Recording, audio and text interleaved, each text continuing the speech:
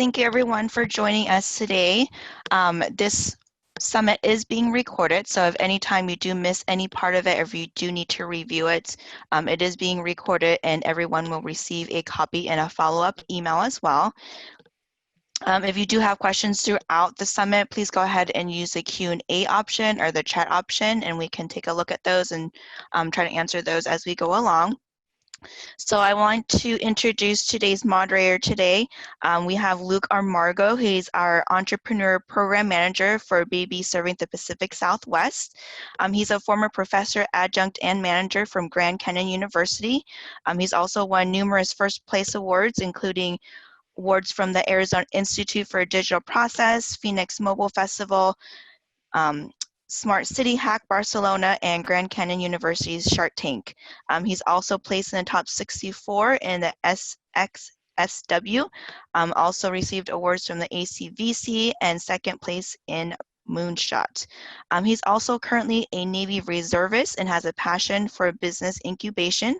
He's also traveled the world and has also found himself coming back to his new home in Phoenix, Arizona, and also his hometown, San Diego, California. So please give a warm welcome to our moderator today, Luke Armargo. Thank you so much. And obviously, we wanted to thank our sponsors and our partners. So we just wanted to clarify that we are super thankful for you arriving. And also, we want to thank you for your service. I come from a military family. My grandpa was a World War II veteran. I mean, that's the only reason why this guy is here, you know, and we understand that there's a lot going on. You've heard everything about COVID. You heard everything about, you know, the economy. But this is what I do know is that we are ready to move forward in any capacity, and this event was really crafted with you in mind. So we're going to be buzzing through a lot today. It's going to be a lot, so we got this. It's going to be a lot of fun. Be sure to interact with the chat and introduce yourselves in a bit. So, but before we do that, we wanted to thank Steve Yamamori from the Reveille Foundation. When we met with him a while back ago, we just saw someone who was passionate about serving veterans, and his interactions not only with Better Business Bureau and the partners he was able to bring today. We are super thankful for what he's done today. So thank you, Steve. My pleasure. Thank you, Luke. Oh yeah, and we wanted to thank our second sponsor, but really our premier sponsor, which is GoDaddy. GoDaddy, you're going to hear a little bit about their story today, but they have been incredible in sponsoring our summits and our Main Street Incubator. So that's just a long-winded way to say that we have a lot of support, and we're very thankful for everyone who's gone above and beyond. We know that this is going to be a great opportunity for people to really engage in different ways. So number one goal is to get you connected with resources and people. So that's a very lofty goal, but it's a very simple one at the same time. Is you're going to have a lot of vectors for success here and opportunity. So number one, look for the resources and the people that you could tether yourself in this meeting. The second goal is a vector of the future for yourself. So a big thing is that you could join a gig, start a gig, or maybe you want to do both and. Maybe you're someone like me, a reservist, like who works inside an industry. Or maybe you're some of the individuals here who want to start their own gig. Or maybe you want to be trained before you start your own business. There's a lot of ways for you to slice and dice. But at the end of the day, are you moving and shaking? Are you really pushing forward for wherever you need to go? So the three themes for some of you received this email is upskilling, rebuilding, and creating, right? So this could be like re-upskilling, rebuilding, recreating. These are the main themes that we're focusing on to make sure that you have a vector and an idea who you want to be. Now, if you received the challenge or the homework assignment that we sent, for those of you who just signed up recently, you may have not received it. The heavy focus of this was to make sure that you had kind of an idea of who you want to become. Now, in the past, we've kind of been told who we should be, right? But really, this is really your opportunity to have some of the opportunities for you to really engage in the ways you want to as well. So this is the general flow of the day. We're going to be starting now, of course. We're doing introductions. We have some great keynotes from GoDaddy, Amazon plus Honor Health. They're dropping by today, Arizona at Work Growth Partners, and of course, you got a mini presentation for myself. So don't worry, you're not just hearing from me today. And of course, at the end, Steve and myself will be having office hours for any questions. So while we're ending technically at 12, if you have time to spare, feel free to stay behind so we could connect you with perhaps someone you met today or you heard about, and we really want to make sure that you have those opportunities. But here's the general logistics of the day, which is also on the Zoom invite. Just stick with us for the whole day, and that's the best way to really go about this. So we're just getting started. Better Business Bureau, we want to really engage and connect with amazing people who are veterans, but also people who want to serve veterans as well. Originally, when I talked with Steve, we're planning to do this in person, maybe 2 to 3 days, you know, and we were talking about doing some, oh my gosh, well, I won't spoil it, but having an amazing venue. But as you know, blessed are flexible, for they shall not be bent. We're just getting started. So this is our beta test, and this is really your gateway and our gateway to servicing and vice versa. So we're just getting started. So if you find yourself saying like, oh, I want more, that was the whole point of this presentation and this whole seminar. All right, so if you received this email, unless you signed up late, did you do the homework or challenge? If you've done it, great. If you haven't, do it later, but we want you to think of what you wrote down as you hear these topics. Some of the questions were, how do I envision myself? Like, what are those adjectives that describe me, right? There's a lot of questions there. Now, this sounds a little new agey, maybe like a campfire activity you do at Bible camp, but really this is an opportunity for you to see you and what you do. The vision and the mission is intertwined with those people who are engaged with both worlds. All right, so enough of me. In the chat, I want you to tell us where you're from, what branch, and what are you hoping to get from this event. So where are you from, what branch, or organization in that case, say you're a military spouse or someone who serves veterans, and what are you hoping to get from this event. So simply type it in the all panelists and attendees. All righty, so we're buzzing along. Only 7.3% of the population served in the military, and this has incredibly gone down throughout the years. It used to be upwards of, oh my goodness, a whole partition of the Americana society was veterans, and this number has been on the decline. And currently, only 0.4% of individuals in America are currently serving in the military. Like, just compare those two numbers, right? And another one is there are 2.5 million veteran-owned businesses out there, right? So obviously this doesn't include people who are executives or people who possibly started a business by an offshoot, right? But it just shows you that there's these numbers that are there when it comes to veterans, and really it is an elite group. But you could see how 2.5 million, and I'm going to get in when I present later, to detail how veterans have really made a difference in the economy. So we're super excited that you're here, and also you're a part of this small percentage of individuals who've gone above and beyond. So as a reminder, we're going to be talking a lot about business, about how to be, someone who starts their own business, but more importantly, other businesses you could attach yourself to. But I'd be remiss to say that the individuals here, I'm not sure what you've experienced. I know when my grandpa in World War II, he lost individuals in his family, in my family. People have lost friends. People have suffered in immeasurable ways. So before we continue and dive into other realities, I want you to remember several things. Remember and live a good life. Another thing is never forget. But this also includes yourself. Don't forget, for one, to take care of yourself. For two, to connect with specialists who've dealt with your battles. And for three, to have real battle buddies. When I started my incubator, we called them business battle buddies. For my Army folks and some of my National Guard folks, you've had battle buddies, but let's have some battle buddies in our life that we've selected to really specialize in our future. So vets, if you need to, be sure to go for help for anything you need. Seek out mentorship, even when it comes to how you're feeling. There's some people we wanted to highlight. Now we're running out of time, but I want to highlight Jonathan Larkin, Roseanne, and Tracy Lee. These are some individuals connected to Better Business Bureau who've been incredible. Jonathan Larkin, Marine, Arizona legislators, Thunderbird. Roseanne Higgins, she's actually a matchmaker. She came from the Navy, and she is willing to connect people not only with business, but actually to find the love of your life. So these are some people we have. And we got Tracy Lee. She's also a Navy reservist. She also became the director as well. So at ASU. So just know there's people who've gone through different paths as a veteran, and they really represent different facets of society. Delonte Riggins, he's someone who went through my incubator, and this is on his website. He's referencing how he's a minority and veteran-owned business. If you're an organization that has veterans, reference how you have veterans. Show it off. If you started a business, reference it. Amazon, Honor Health, they do an excellent job showing how they support veterans. Another thing is Shakatronics. Janine, she's a military spouse, but Shakatronics, for those of you get it, is like Shaka Zulu. Like it references her roots, but also the family's military roots. So it's a great opportunity to show what's going on. And of course, we wanted to thank Ronnie Wade. I believe he might be on the call as well. But say you're in Havasu, there's organizations like this who want to help veterans. Look these people up.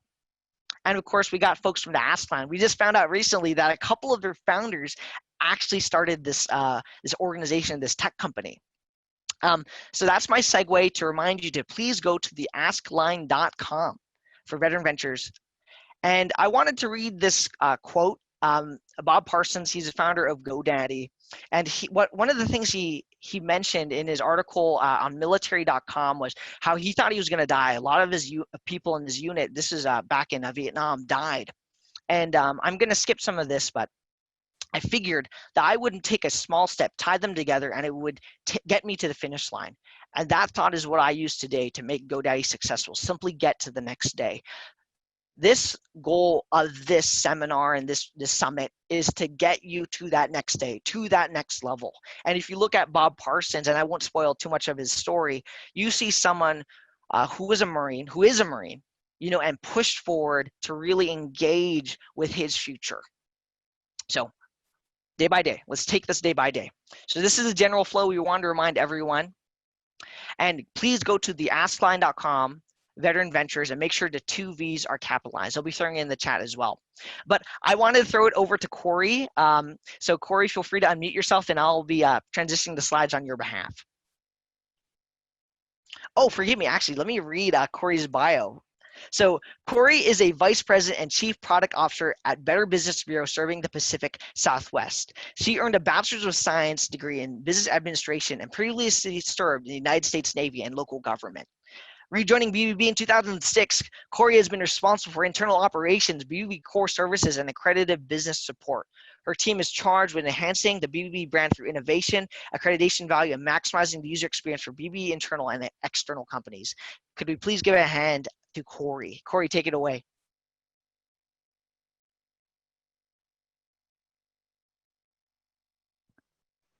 I actually don't see her on here, Luke. Got it. Okay. Well, how about this? We'll jump over to Steve's section, and we'll have Corey jump on right after. Steve, you good to go? Yep, good to go. Okay, awesome. So I was just transfixed with all the different comments and the chats from everybody. Thank you all for being online. There are businesses on here. There are veterans on here. There are veteran businesses on here. And it's just such a privilege and honor to be with you guys today. I noticed that we have a John Z from Goodyear. I am in Goodyear right now, so please feel free to connect up with the Reveille Foundation. And to anybody out there, there are some great, I see Tom Sheets is on from the Southwest Veterans Chamber. They're an awesome organization. So please, if you're not looking at the chat, please look at the chat line. There are some amazing resources that people are promoting on there, and please engage, network. This summit is for you. To tell you a little bit about Reveille Foundation, we are a fiscally sponsored nonprofit 501c3. Our whole mission is to help support transitioning military veterans and spouses, as well as all underserved folks with the connectivity to get into your community. We have holistic case managers. We call them success coaches that are here to understand exactly where you are in your life and help you connect into the network of the community and to find jobs, trainings, housing, we are here to just make that interconnection. There are over 50,000 organizations nationwide that support military and veterans, but the awareness of those resources is incredibly low. And so we are not here to be redundant of what other folks are doing. We're here to just make sure that we can have a warm handoff to you, to the resources that are available. So Luke, if you don't mind forwarding the slide a little bit. Next slide, please. And again, we offer support, even if it's just resume and interview prep. You're going to hear from James Montoya here in a little bit. He's one of our key partners with Arizona at Work, utilizing the WIOA federal grants. We work with a bunch of different community partners to help you all along the way to receive support. So slide, please. So we've got training programs right now. We've got Cyber Academy and CompTIA IT training. We have electrical and pre-apprenticeship training. We've got a wonderful partnership with Republic Services that can help you get your CDL training and direct employment with Republic Services. Driving trash trucks. We have other opportunities with many of today's partners. So please engage and please contact me. We would be happy to help you. It's as easy as, real quick help with your resume, all the way up to finding housing, transportation, human services. There are VA folks. You're going to hear from James Montgomery here in a few moments. But there are so many resources out there, and we just would love to help you find your way. Slide, please. So please feel free to contact me. You can look at our website, but literally my cell phone is on here, 602-369-3531, or email me at steve@reveillefoundation.org. We're here to help, and we're excited to help you all on your way. Thank you, Steve. We couldn't have done this without your partnership. So forgive us. We were able to get Corey on the call. Thank you, Corey. Can you hear us? Yes, can you hear me? Thank you, Corey. Appreciate your patience. And Steve, thank you once again. Okay, I'm all good? All right, thank you. Sorry about that, everyone. Thank you for coming. We're so glad you're here today. So I just wanted to give a quick intro to the Better Business Bureau. My quick story, I come from a long line of veterans. My grandparents were both 10 years old growing up in Hawaii during the attack on Pearl Harbor. Let me see, they're saying start my video. Okay. Can you see me okay? Yeah, you look good. Okay, thank you. Yeah, so my grandparents, they were 10 years old growing up in Hawaii during the attack on Pearl Harbor. And I think that just sparked something in my grandfather where we've always grown up understanding the importance of serving our country and just the pride that comes with it. And so he enlisted in the Army, served in the Korean War, and both my parents are retired Air Force out of Luke. And then after my graduation, I joined the Navy and I was stationed at the Naval Submarine Base, Point Loma in San Diego. I saw there were some other Navy people from San Diego in the chat. So definitely one of my proudest moments in my life, being able to serve the country. But I remember my transition out of the military and then being handed just this packet of information and thinking, okay, now what do I do with this? And so I'm so excited for this summit today. And thank you, Steve, for putting this all together. I've been with the BBB for 18 years, and I'm so proud to work for an organization that honors our military and our veterans. We lead through service and promote ethics in the marketplace. We have several programs and initiatives aimed at educating our youth, active military, and our vets. So I just want to quickly highlight a few of our BBB initiatives. Luke? Yes, thank you. So we have an ethical cadet program where each school year we honor 10 local ROTC students and we award $20,000. Students must submit an essay around leadership, character, and service. They must submit their transcripts and send letters of recommendations. And so the cadet that's selected, they win $1,000. But not only that, the BBB also awards another $1,000 to the school's ROTC program. So it's a great program, and we're so proud of these amazing young cadets. And so actually, if you know any students, we're going to be starting this up for the next school year. So keep BBB in mind. Next slide. Additionally, our BBB's military line works hard to bring education and BBB services to our military communities.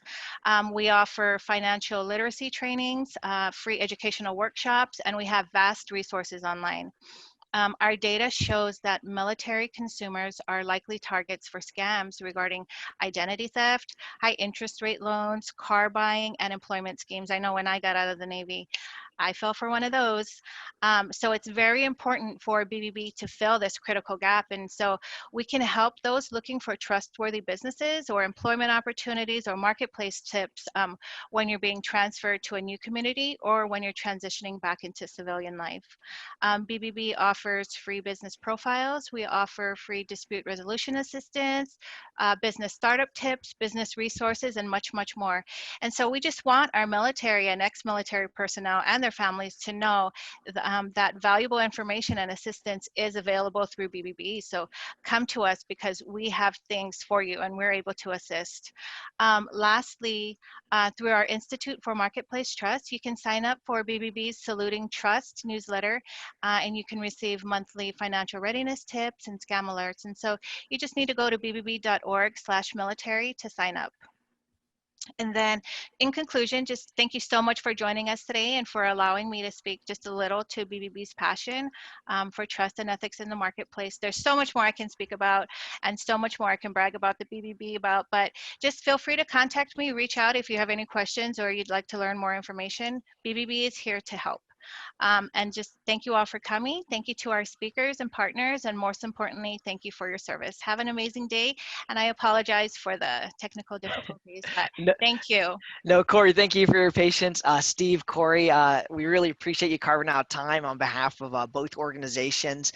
We really love Revelry, and of course, as a Better Business Bureau person myself, I got a little bit of a bias. So of course, please go to theaskline.com/veteranventures. We want to remind you that. So we have two amazing keynotes, but I'm going to jump over and talk about Bridget Guerrero. So Bridget manages global security operations at GoDaddy, leveraging an integrated service model. Her team delivers enterprise security, facilities, risk management, and support to the company, enabling 10,000 team members across 45 global sites to work fearlessly. Her experience in global security and ops spans 25 years and includes services as a communication and intel officer in the Marine Corps, a senior intelligence officer with the Department of Homeland Security, and the founder of a security consulting company. Bridget also enjoyed a career in a refugee resettlement operations, Turkey, Romania, United States, and she's a graduate of the College of Holy Cross, holds a graduate certificate in project management and private investigations. In her free time, you can find her running ultra marathons or adventuring with her husbands and 3 kids. Her husband better keep up with her, I tell you. So Bridget, thank you so much for coming. I really appreciate your time and appreciate your keynote. Hey, Luke, thank you so much for inviting me. I'm so happy to be here. And between Luke and Steve and Corey, the synergy here is awesome. A couple things that I want to talk about before I actually get into my presentation, or some takeaways that I just heard. First of all, I was enthralled with this chat thread that's going on. And you know, if you use Zoom all day long as I do, the Zoom chats will disappear when you end your call. So here's your little tech tip for the day before I start talking. Go down into the bottom right of your screen where you see the type message here note. And over on the far right, there's the 3 ellipses or the 3 dots. Hit the more, and then do me a favor right now and save the chat. And then you might have to do some discovery, find that in your saved documents or downloaded documents file. But there are some really rich resources in that chat bar that all of you should follow up with afterwards. There's something for everybody in there. And then the other thing I wanted to say before I started off was Luke shared a quote by Bob Parsons. Bob Parsons is the founder of GoDaddy. And I'm actually going to talk a little bit about Bob in just a couple minutes because I find him to be so motivating. So thank you to the BBB for setting this opportunity up today. I want to say that it took me 10 years after military service to find out about BBB resources, SBA resources, and all the private foundation and ventures that are out there to help veterans. And part of that was because I went from the military to the government, then into the nonprofit domain. And as somebody mentioned, I think it was Luke right at the beginning, when now, you know, at some point you try to find yourself. If you're creating a new venture, if you're becoming a vetrepreneur, or you're stepping out of the line that you've been in, the government, the military, which is really structured, and there's a whole world out there. And I really recommend you connect with these resources to help you refine and focus what you want to do, and then you can go for it and be wildly successful at it. So, you know, this is a challenging time. We've got COVID, we've got uncertainty in the United States and in the world. And as Luke said, on a call earlier today, before we hopped on this call, we don't want to focus. We have to address the reality, but it's not an excuse. And so I want to talk to you today about why you specifically as veterans are uniquely positioned to be successful in this challenging time. I firmly believe it. I truly believe it. These are times when the unicorn companies are formed. These are times when people can be their best if they and reach back into their skills, the soft skills that they've learned throughout their life. And I say that you're uniquely qualified because of the military service that you enjoyed, whether it be 4 years or 24 years. You've got a set of MOS skills. I want to talk about your soft skills. The soft skills are gonna drive you through these challenging times. You've got rigor, you've got discipline, you've got grit, you've got motivation. I know we all know that sometimes we used to call it forced motivation. But guess what? Forced motivation helps you propel into that inertia to keep being positively motivated. And so I actually believe in that. You've got tenacity, and finally, you've got resilience. You know, whether it be standing out on an OP for days on end or working in a really dreary op center, you understand resilience. So tap into those skills during this tough time, dig in, and you're going to find your way through. If you're concerned about your prospects today, whether it be looking for a job or if you started a small business right before COVID started and you've been thrown a whole plate of challenges, the best thing you can do, the one takeaway that I want to give you, is to keep moving forward. That couch, that TV controller can take charge of people's lives in periods of challenges. You know, you can sink into that couch. What I want you to do is get up and keep moving forward. Keep moving through it. And I'm going to give you a couple hints that I've used over time when I've kind of experienced these periods of transition and wanted to keep like that forward momentum and that inertia going. So the first thing I want to talk about is creating and growing your network. So that's why I asked you to save that chat. You have 49 people, including the 11 of us who are serving as panelists. So there's 60 people on this call who are willing to help you in some way to navigate your next steps. It might be a 5-minute phone call once a month. It might be a program that they can offer you. It might be resources and training through GoDaddy. It could be resources and training through BBB. We are here to help you be successful. Take advantage of it. If you want to be a vetrepreneur, the one thing I realized was I was a subject matter expert in security. I had no idea what it meant to be a business person. And I didn't have time to get an MBA. So I engaged, and that's when I found these veterans resources. Mostly, I would say that I really benefited from some SBA resources in learning how to be a business person. And so you got to pair your subject matter expertise with that OJT MBA that you pick up, and then you can be successful. But keep growing that network, keep connecting with people, not just numbers on LinkedIn. Find meaningful conversations, connect with people so you can read stories or their thoughts and their articles on the space that you're looking at going into, whether it's for work or a new venture, and become an expert in all the areas that you need to be successful. The other thing that I would say is, so create that network through all these different means. We got the asymmetric warfare going on right now, and you got to hit all these different opportunity areas. Next thing I want you to do is be agile and be ready to pivot.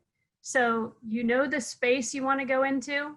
You might know the specific job you want to go into. You've got some great skills. But if you see an opportunity to your left and right, I've done some 180s in my life, but if you see an opportunity that fuels your passion that you can be successful in and you can pay the bills, go for that too. Go pivot and go for that.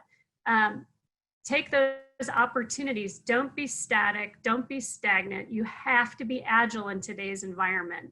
So I recommend that, you look for those blue ocean opportunities. You look for opportunities to fill needs in the area that you want to pursue, and you go for it. And that's where I want to reference Bob Parsons. I could actually tell you my story about pivoting, and I'd be happy to connect with any of you offline if you want to hit me up on LinkedIn, and I could tell you about my story pivoting. But Bob's is way more interesting, and he's wildly more successful. He's much more successful than me. So I want to brag on him a little because I'm so proud to be working for GoDaddy, which he founded. So Bob Parsons is, maybe I also love him because we both hail from Baltimore, Maryland. Bob was born and raised on what he described as kind of the wrong side of the tracks. Right after high school, he went into the Marine Corps. We both were Marines too. As you can see, I have a love and fond admiration for him. Both went into the Marine Corps, and then he was sent over to Vietnam. He served in the Quang Trung province, and he was injured in battle. He received a Purple Heart. He was shipped home to recover, and he was medically discharged from the military. He has never lost his passion and love for the Marine Corps. In fact, the GoDaddy values totally match up with the Marine Corps values, and I could share them with you too. But what I wanted to talk about is the pivot. So Bob went to college, and then he learned about software, and he founded a company. This is a young Marine, college grad now, founded a company which a few years later he sold for $64 million to Intuit. That was before GoDaddy. Then he went to GoDaddy, he founded GoDaddy, and he's now moved along from GoDaddy as well. He's now owns a production company. He owns real estate ventures in Arizona. He's the largest public donor to public education in the state of Arizona. Talk about somebody who looked for opportunities and filled a need, whether it was a business opportunity that he exploited or a philanthropic opportunity that he exploited. So he's an incredible person, and he definitely is kind of the master of the pivot. And I definitely wanted to, I just honor that and admire that and wanted to share that with you. The last thing I wanted to say is be a lifelong learner. If you're having a hard time finding a job right now, there's a lot of things that you can do to be productive with your time.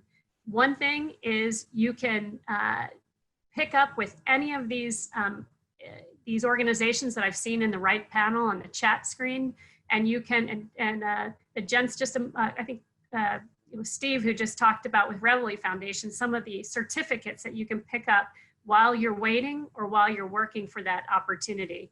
If you wonder where I got my PI certification or where I got my PMP certification, those were through veteran opportunities. While I was positioning myself for the next opportunity, I pursued them. So resources like this one. Also, I think a great resource is Syracuse University's Institute for Veterans and Military Families. That's the first one I found and was really helpful. And then if you're a female veteran, or if you are a veteran who has a spouse who is interested in starting her own business, IVMF has an opportunity called VWise, Veteran Women Igniting the Spirit of Entrepreneurism. V-Wise, just keep it easy. And they basically will host a mini MBA session for you that you can participate in 4 times a year. So in summary, you've got the keys to success. I know this is a tough time, but you are uniquely qualified to just drive on through it and be more successful at the end of this period of COVID and other stuff that we have going on in our world. So it's my pleasure to introduce Leah Hill with Honor Health. Good morning, everyone. Thank you for that introduction, Steve. So glad to be with all of you this morning, and thank you for the invitation to join all of you. I'm going to go ahead and share my screen. I'd like to give you all an introduction and a brief overview to Honor Health this morning. Some of you may be familiar with us. Is my screen showing for everyone? Yes, it is. Okay, very good. Thank you so much. So some of you may be familiar with Honor Health, but I just wanted to kind of give you a brief overview to Honor Health and the great work that we're doing. I am a proud Honor Health employee. I've been there for 17 and a half years, and I think that we're doing great work not only within the veteran space, and I want to thank you all for this opportunity, or I want to take this opportunity to thank you all for your service to our country and to our community, but also we're doing some great work when it comes to diversity and inclusion. And so I kind of wanted to share that briefly with all of you today, and then we may have some time for some additional questions as part of the roundtable. So my presentation really focuses on careers, and yes, we are a veteran-friendly employer. HonorHealthJobs.com is where you can find more information about all of our positions. We are currently hiring. We have over 200 positions currently posted. So if you are looking to make that next move professionally, please consider us. Honor Health is a non-for-profit hospital-based system, and we are located throughout the Phoenix and Scottsdale areas. And we have had opportunities to expand both regionally and nationally, but we've decided to stay local and really focus on our local community and serve our community. And so we are partnered with many veterans organizations such as the Arizona Coalition for Military Families, and we are recognized as an Arizona Veteran Supportive Employer. My role at Honor Health as Workforce Development Consultant is really to build pipelines and pathways to employment for community members, including veterans, persons with disabilities, students, etc. And so we are 12,000 plus employees big at this time, and we have 5, soon to be 6 medical centers located in Phoenix and Scottsdale, and then 70 plus medical group locations from Lake Pleasant to Fountain Hills, from Tempe to Carefree. And our values are really very similar to the military's and really similar to what military as well as veterans can bring to us. Innovation, collaboration, accountability, respect, and empathy. And of course, those spell out I care. Not only do we care about our community and our patients, but we also care about our job seekers, especially during this time. And as you can imagine, prior to COVID, my role was really focused on the silent job seeker and looking at ways that we could kind of build long-term investments with community members who may not be ready for immediate employment.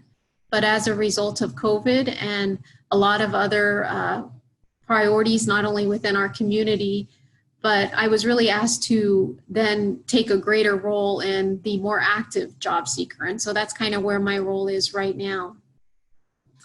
This is just the map showing our Honor Health locations. Our 6th medical center is going to be where we have a 24/7 emergency center at this time, where you see this plus sign or cross located at I-17 in the Carefree Highway. That campus is currently known as the Sonoran Health and Emergency Center, but come this fall, it will be known as our Sonoran Crossing Medical Center. And then our other existing medical centers are located here. To the east in Scottsdale, we have our Honor Health Thompson Peak Medical Center, our Honor Health Shea Medical Center, and our Honor Health Osborne Medical Center. And then to the west, we have our John C. Lincoln Medical Center here in the Sunny Slope neighborhood. And approximately at I-17 and the 101, we have our Honor Health Deer Valley location. So our benefits are incredible. We offer medical, dental, and vision insurance on day one of employment. I administer our Honor Health corporate university called the Honor Health Learning Institute. So I'm a little biased when it comes to the tuition assistance benefit and the fact that it offers $5,250 per calendar year for eligible employees who are working a minimum of 16 hours per week. And I know that veterans have phenomenal education benefits, even better than Honor Health's. However, if you're looking to extend those benefits, or maybe you know of loved ones who may be looking for a career in the medical community, I really like to brag about our tuition assistance program, because unlike some of our competitors, we do offer it to all eligible employees. It's not lottery based, it's not first come, first serve. It's there if you meet the eligibility requirements. We also offer between $800 to $3,500 in what we call outside education funds in addition to tuition assistance every year. And again, for eligible employees, those funds are based upon job titles. You would be able to participate in other professional development opportunities such as conferences, subscribe to journals, or take advantage of maybe a certificate program that could be offered through a professional development group as opposed to a school, college, university. We have discounted transit passes, a free shuttle that goes from each of our Honor Health Medical Center locations throughout the day. I like it because I can jump on and go through my emails or do work and let someone else drive while I'm being productive doing work that I'm not doing at my desk. And more information about all of our awesome benefits can be found at honorhealth.com/benefits. I really want to spend a few minutes on this slide because Honor Health Careers is really something that I'm passionate about. I really enjoy working with individuals and finding their pathways into the medical community. When I was in high school, I was the individual who wanted to dissect. I was usually the only girl in the high school science classes that enjoyed that. And so I knew that possibly a career in medicine was going to be for me. I started down the road of wanting to become a surgeon, but then found my way in marketing, public relations, and then ultimately human resources. And as Steve mentioned in my introduction, I'm very passionate about how the worlds of business, healthcare, and education intersect. So that's why I think that workforce development is the perfect fit for me. But in terms of you and how you can make a difference in the Honor Health community, like I said, my work is really involving community members and upskilling existing employees and helping those individuals find their passion through the world of healthcare. Selfishly, I would want you to work at Honor Health, but that's why I'm so proud to be at Honor Health, because we support not only your development, we create individualized career paths for you.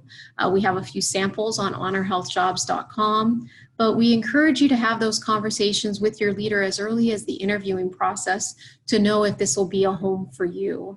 But we really support not only diversity and inclusion initiatives, but also military initiatives, because we feel that we are very honored to have you consider employment with us and making a career home with us, that we want to give back in the way that you have given to our community. And even though it's only a fraction of what you have done for our country, we want to be able to put that investment back into you as a professional, especially as you make this transition into your next life cycle. Our apprenticeship program is currently under development, but we hope to have it finalized soon. So we are looking at other ways, such as the apprenticeship program, that we can work with those who have served, as well as veterans and their family members, but more information to come on that. So like I mentioned before, honorhealthjobs.com is where you can find more information about all of our career opportunities. You can join our talent community if you'd like to stay in touch with us about local events and positions that may be of interest to you, providing to us your resume. And we also have COVID-19 resources. I know that that's a hot topic right now, and that's why we're meeting virtually. But again, we want to be a community partner of choice and give you and your loved ones the resources you need to get through this. Some of the positions that we are hiring for as we speak are featured on the left-hand side of this slide.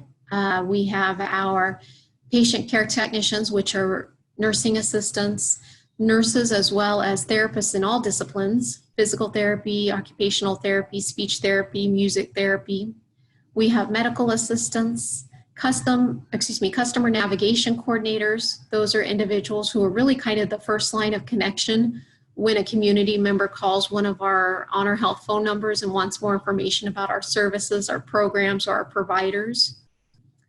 We have housekeepers, we have positions in IT, we have warehouse drivers, and we have security professional roles available.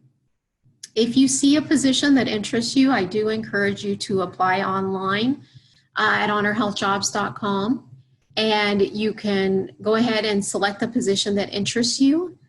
And I do encourage you to apply for a specific position, only because if you're applying for a specific position, we know you're available to work at that location for that shift. Please don't just apply to any position thinking that your resume will be applicable for any and all positions. We want to know what you're interested in so we know that you feel as if there's a fit there. And then if you look at honorhealthjobs.com, there is a horizontal flow chart called the candidate experience that talks about what the experience looks like from start to finish.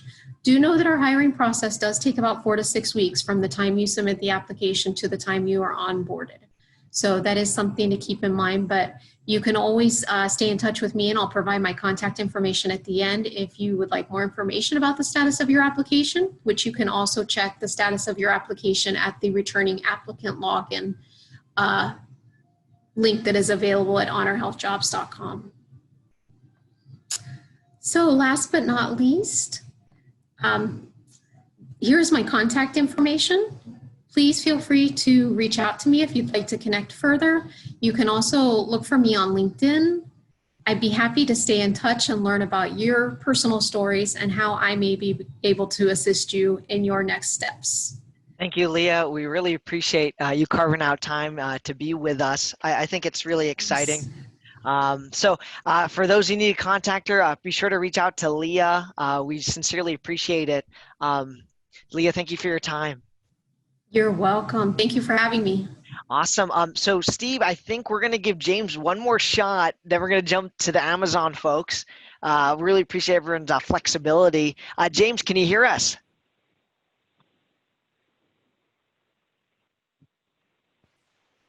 Alrighty, James.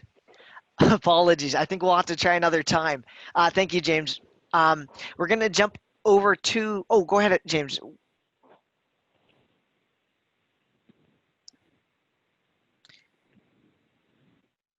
Alrighty.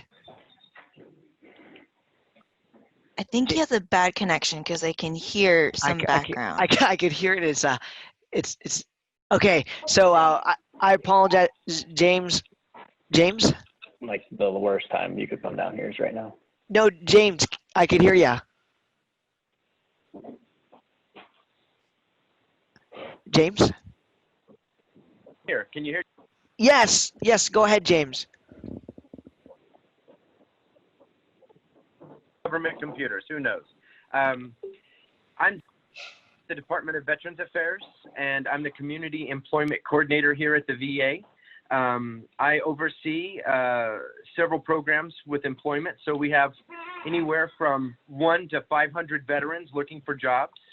Some of them are coming from prison, and then some have PhDs.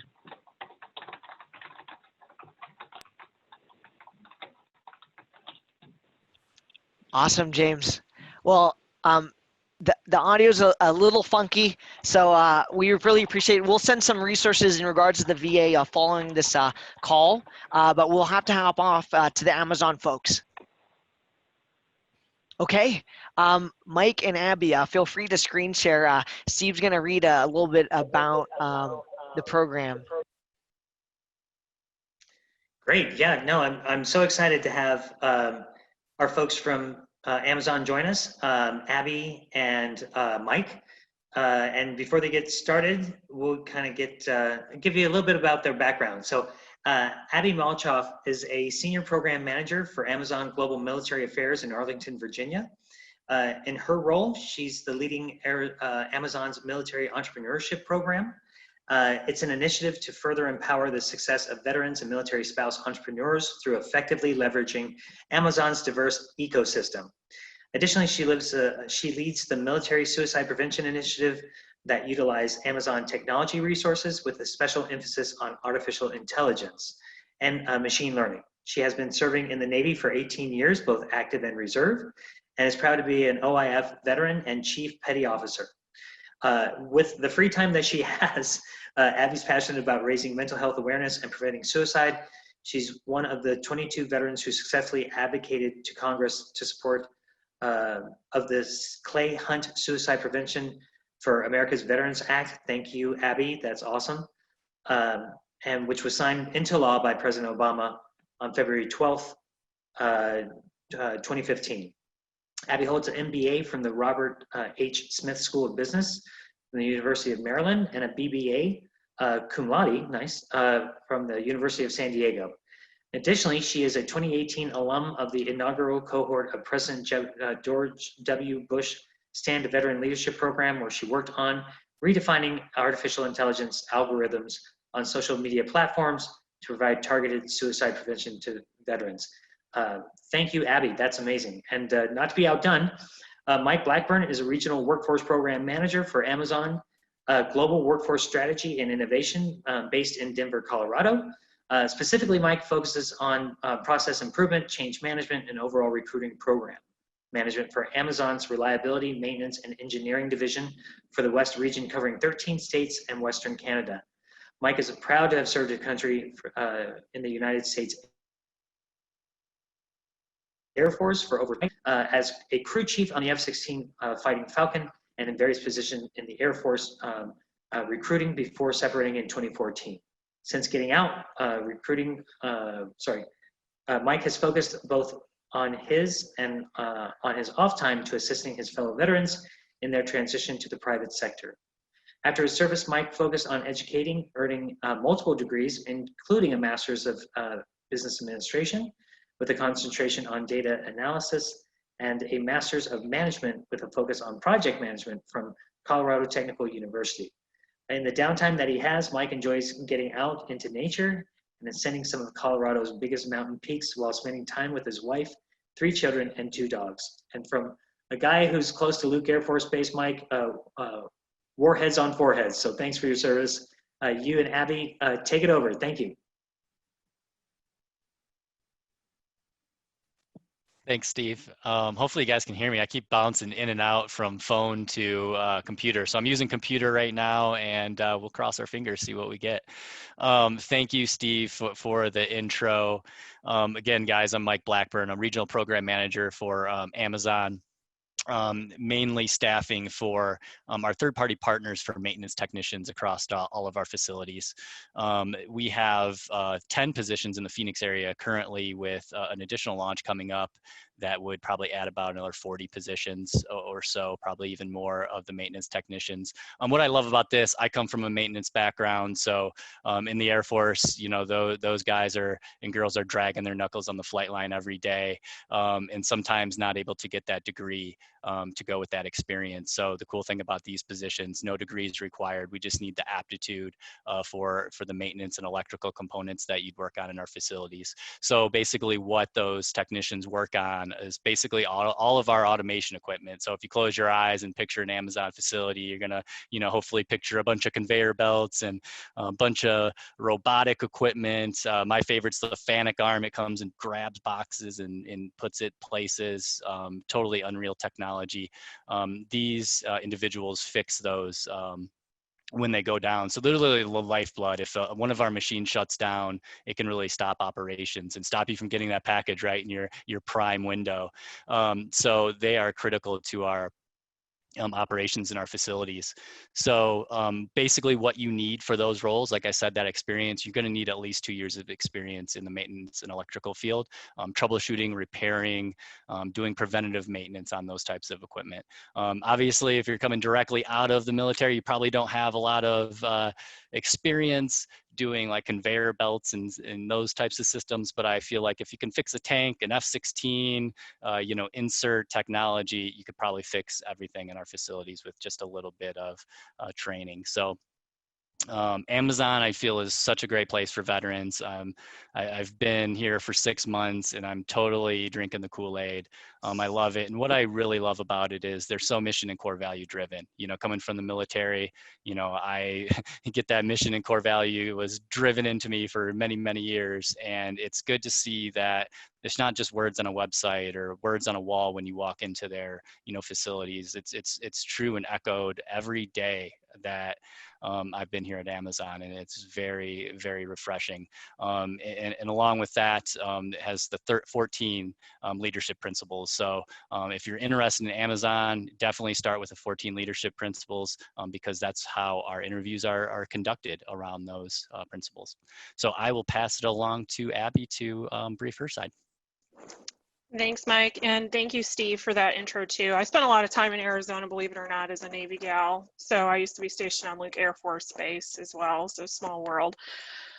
So as Steve mentioned, I'm on the military affairs team, and hopefully you guys can all see my screen because there's quite a few hyperlinks obviously on this, and we're also going to share it to the chat group as well in case you guys are interested in learning more. But I do want to highlight a couple things on the flyer. So as Steve mentioned, I lead our military entrepreneurship program, which is really designed to educate and recruit military veterans and spouses who own product-based businesses to sell on Amazon. So if you guys are a product-based business or if you're looking to start a product-based business, I'm definitely the point of contact for that. So feel free to connect with me directly on LinkedIn. And then I also want to bring about too, so if you are interested in a job at Amazon, it's really important to just save amazon.jobs/military. We do put all of our military recs on that website, but it's also a good idea to also scrub the regular amazon.jobs website overall, because if you, depending on where you're located, you know, there might be more opportunities available on the overall amazon.jobs website. The only ones on the military one are just military preferred. So definitely want to clarify that. And then if you're transitioning out of active duty, it's important to remember that we have a couple programs for you. We have the HOH, the Hiring Our Heroes Fellowship, where you can work with Amazon basically as an intern the last 6 months of your active duty. And there's also DoD Skill Bridge, which is a brand new program for our team. And that's another program very similar to the HOH Fellowship, where you essentially work as an intern while you're transitioning out of active duty. So it's really important, if you are interested in Amazon, to be able to spend that time before coming full-time to the company, because not everyone is a culture fit for the company. Obviously, Mike and I love it there, but not everyone is a fit for Amazon. We are very data-driven, we are very tech-focused, but there's obviously non-technical opportunities as well. And then another program I do want to highlight is our Delivery Service Partner program. That's also very entrepreneurial. You basically start your own delivery company for Amazon.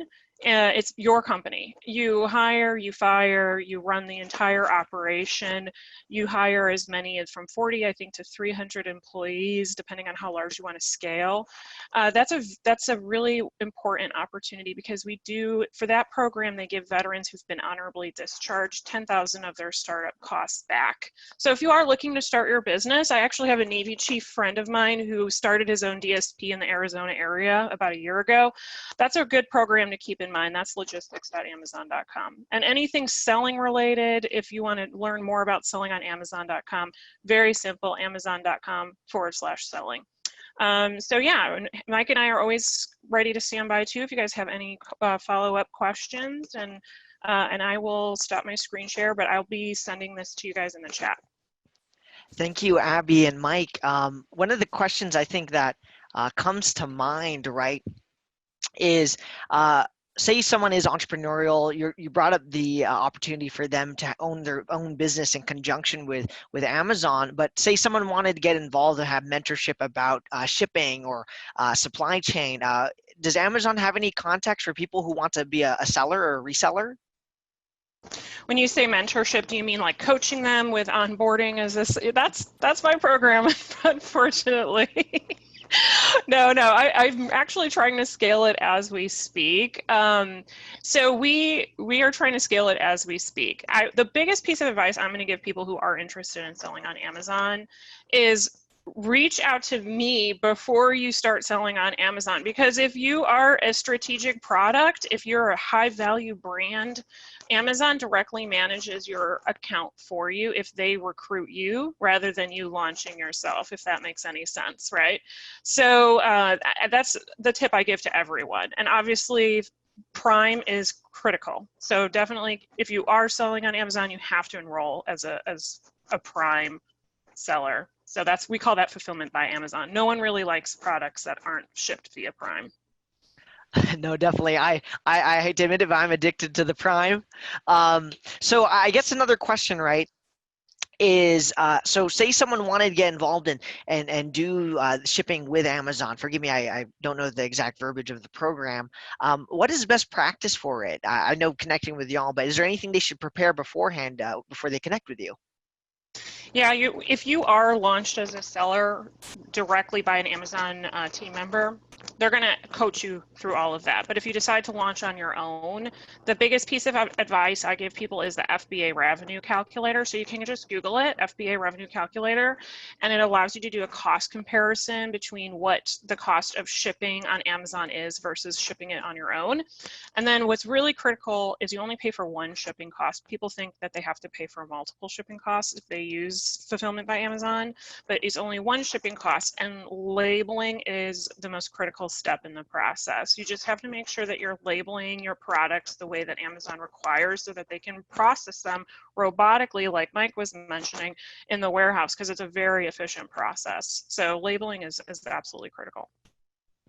Awesome. So Steve, do you have any questions? If not, Mike, Abby, do you have any final thoughts about people who, are entrepreneurs or intrapreneurs or, wanting to get into some kind of gig? And any final piece of advice? I would say the biggest piece of advice is definitely connect with me directly, because we actually have, the program has built a lot of momentum over the past years. For example, we even built a storefront on Amazon that features military-owned small businesses. And there's a lot of new features that we have in the works. We can't talk about them obviously yet, but there's just a lot of growth in this entrepreneurial capacity, at least for my program, at least for DSP, the Delivery Service Partner Program. We're seeing a lot of growth for veterans in this space. So definitely feel free to connect with me directly. I can always connect you to the right resource. Got it. And my good friend Delante, he asked, does Amazon provide any support as far as marketing and mentoring? So sorry, marketing support / mentoring. So any marketing advice? I think it's very similar to the question earlier. Yeah, when it comes to marketing, I'm assuming he's talking about advertising. Yeah. So Amazon will not give you advertising advice. It's a conflict of interest. So it's really up to the seller to be able to create their own strategy for how they best want to advertise on Amazon. We have many different types of advertising features. You can sponsor your product, you can offer a coupon. The more product reviews you have, the better. Those are tips and tricks that anyone can learn as they sell on Amazon, but we cannot obviously offer marketing advice. Steve, do you have something? Nope. I'm looking at some of the questions on the chat and then the Q&A. So we're trying to answer those as best we can. But Abby and Mike, that's awesome information, and thank you guys for being on. Yeah, we'll be resharing that as well. James, so I know you're up next, so feel free to start sharing your screen. Steve will introduce you. But Abby, Mike, we sincerely appreciate your time and everything you're doing with Amazon when it comes to veterans. And also, we wanted to thank you for your service and also reading your badass bios. It is actually really great to see some amazing people working at Amazon. I really do appreciate you. Cool. Thanks for having us. Thanks, guys. He was definitely talking about you, Abby. Well, James, feel free to load your screen, and then we'll have Steve kick it off. Awesome. Yeah, and James is a great friend of ours, and he's been doing a wonderful work. He absolutely goes the extra mile for our veterans, and so James, I really appreciate you being on. James Montoya is an Arizona native and is a workforce project manager for Arizona at Work, City of Phoenix, in the Community and Economic Development Department. As a workforce project manager, James leads the Advanced Business Services Sector Partnership, which focuses on major call centers throughout the Metro Phoenix area. He is also responsible for creating and designing the City of Phoenix Community and Economic Development Department's monthly labor market information report and quarterly industry labor market information report. He served on various nonprofit boards and committees, such as the president of the Arizona Ivy League Project, Arizona State University's Cesar Chavez Program Advisory Committee, Local First Arizona, FRESRA, sorry, that's probably butchered, Local Steering Committee, former board vice president for Networking, Employment and Training Professionals Association, and former chair and member of the United Way's CCF Firestar Employment Coalition. He currently serves as a member of the Arizona Association for Economic Development PR and Communications Committee and the Arizona Hispanic Chamber of Commerce Datos Committee. James also crafts innovative and creative solutions for the Workforce Collaborative Arizona as a member of their leadership team. James recently earned the Arizona Economic Development Professional Certification from the Arizona Association for Economic Development. He is also a graduate of Arizona State University, Generations Next Nonprofit Leadership Academy. He is a City of Phoenix Friend of Phoenix Award recipient and recognized as the inaugural 2015 Viva Cesar Chavez Leadership Institute Award for Alumni Achievement. He is a graduate of Arizona State University, where he obtained a bachelor's degree in English. He doesn't list what he does on his off hours because I don't know if he has any. So James, take it away. Hey, good morning, guys. Can you hear me? Excellent. So I'll tell you a little bit about what I do on a daily basis, as well as what our organization does. And so I work for Arizona at Work City of Phoenix, and Arizona at Work is a statewide workforce development initiative. Our focus is really to help connect job seekers with employers. There it goes. This is my contact information. If you have any questions, email is the best form to contact me with. And the last slide also has this information as well. So I'll tell you a little bit about our program. So we are funded through the Workforce Innovation Opportunity Act, which is federal funds through the Department of Labor down to the state of Arizona. So you'll see Arizona at Work. You may see Arizona at Work Maricopa County, as well as Arizona Work City Phoenix. We're all under the same umbrella. We're all family. We're all doing the same work, just in different areas. And so with Arizona at Work, like I said, it's a statewide workforce development initiative, but really our focus is to help people find jobs and help them find jobs as quick as they can. We have a few resources we can help individuals find jobs. One of those resources is arizonaatwork.com. So if a person is looking for work or is looking for a different sector or industry they want to get into, that would be the first place I would look. And so we also have resources available from COVID-19 resources where it talks about the latest news and job postings. This website, they've added the resources there to the landing page, and they're for job seekers as well as employers. And then so you can connect with job seekers like our job centers or apprenticeship opportunities, or if you're an employer, you can look for resources for that.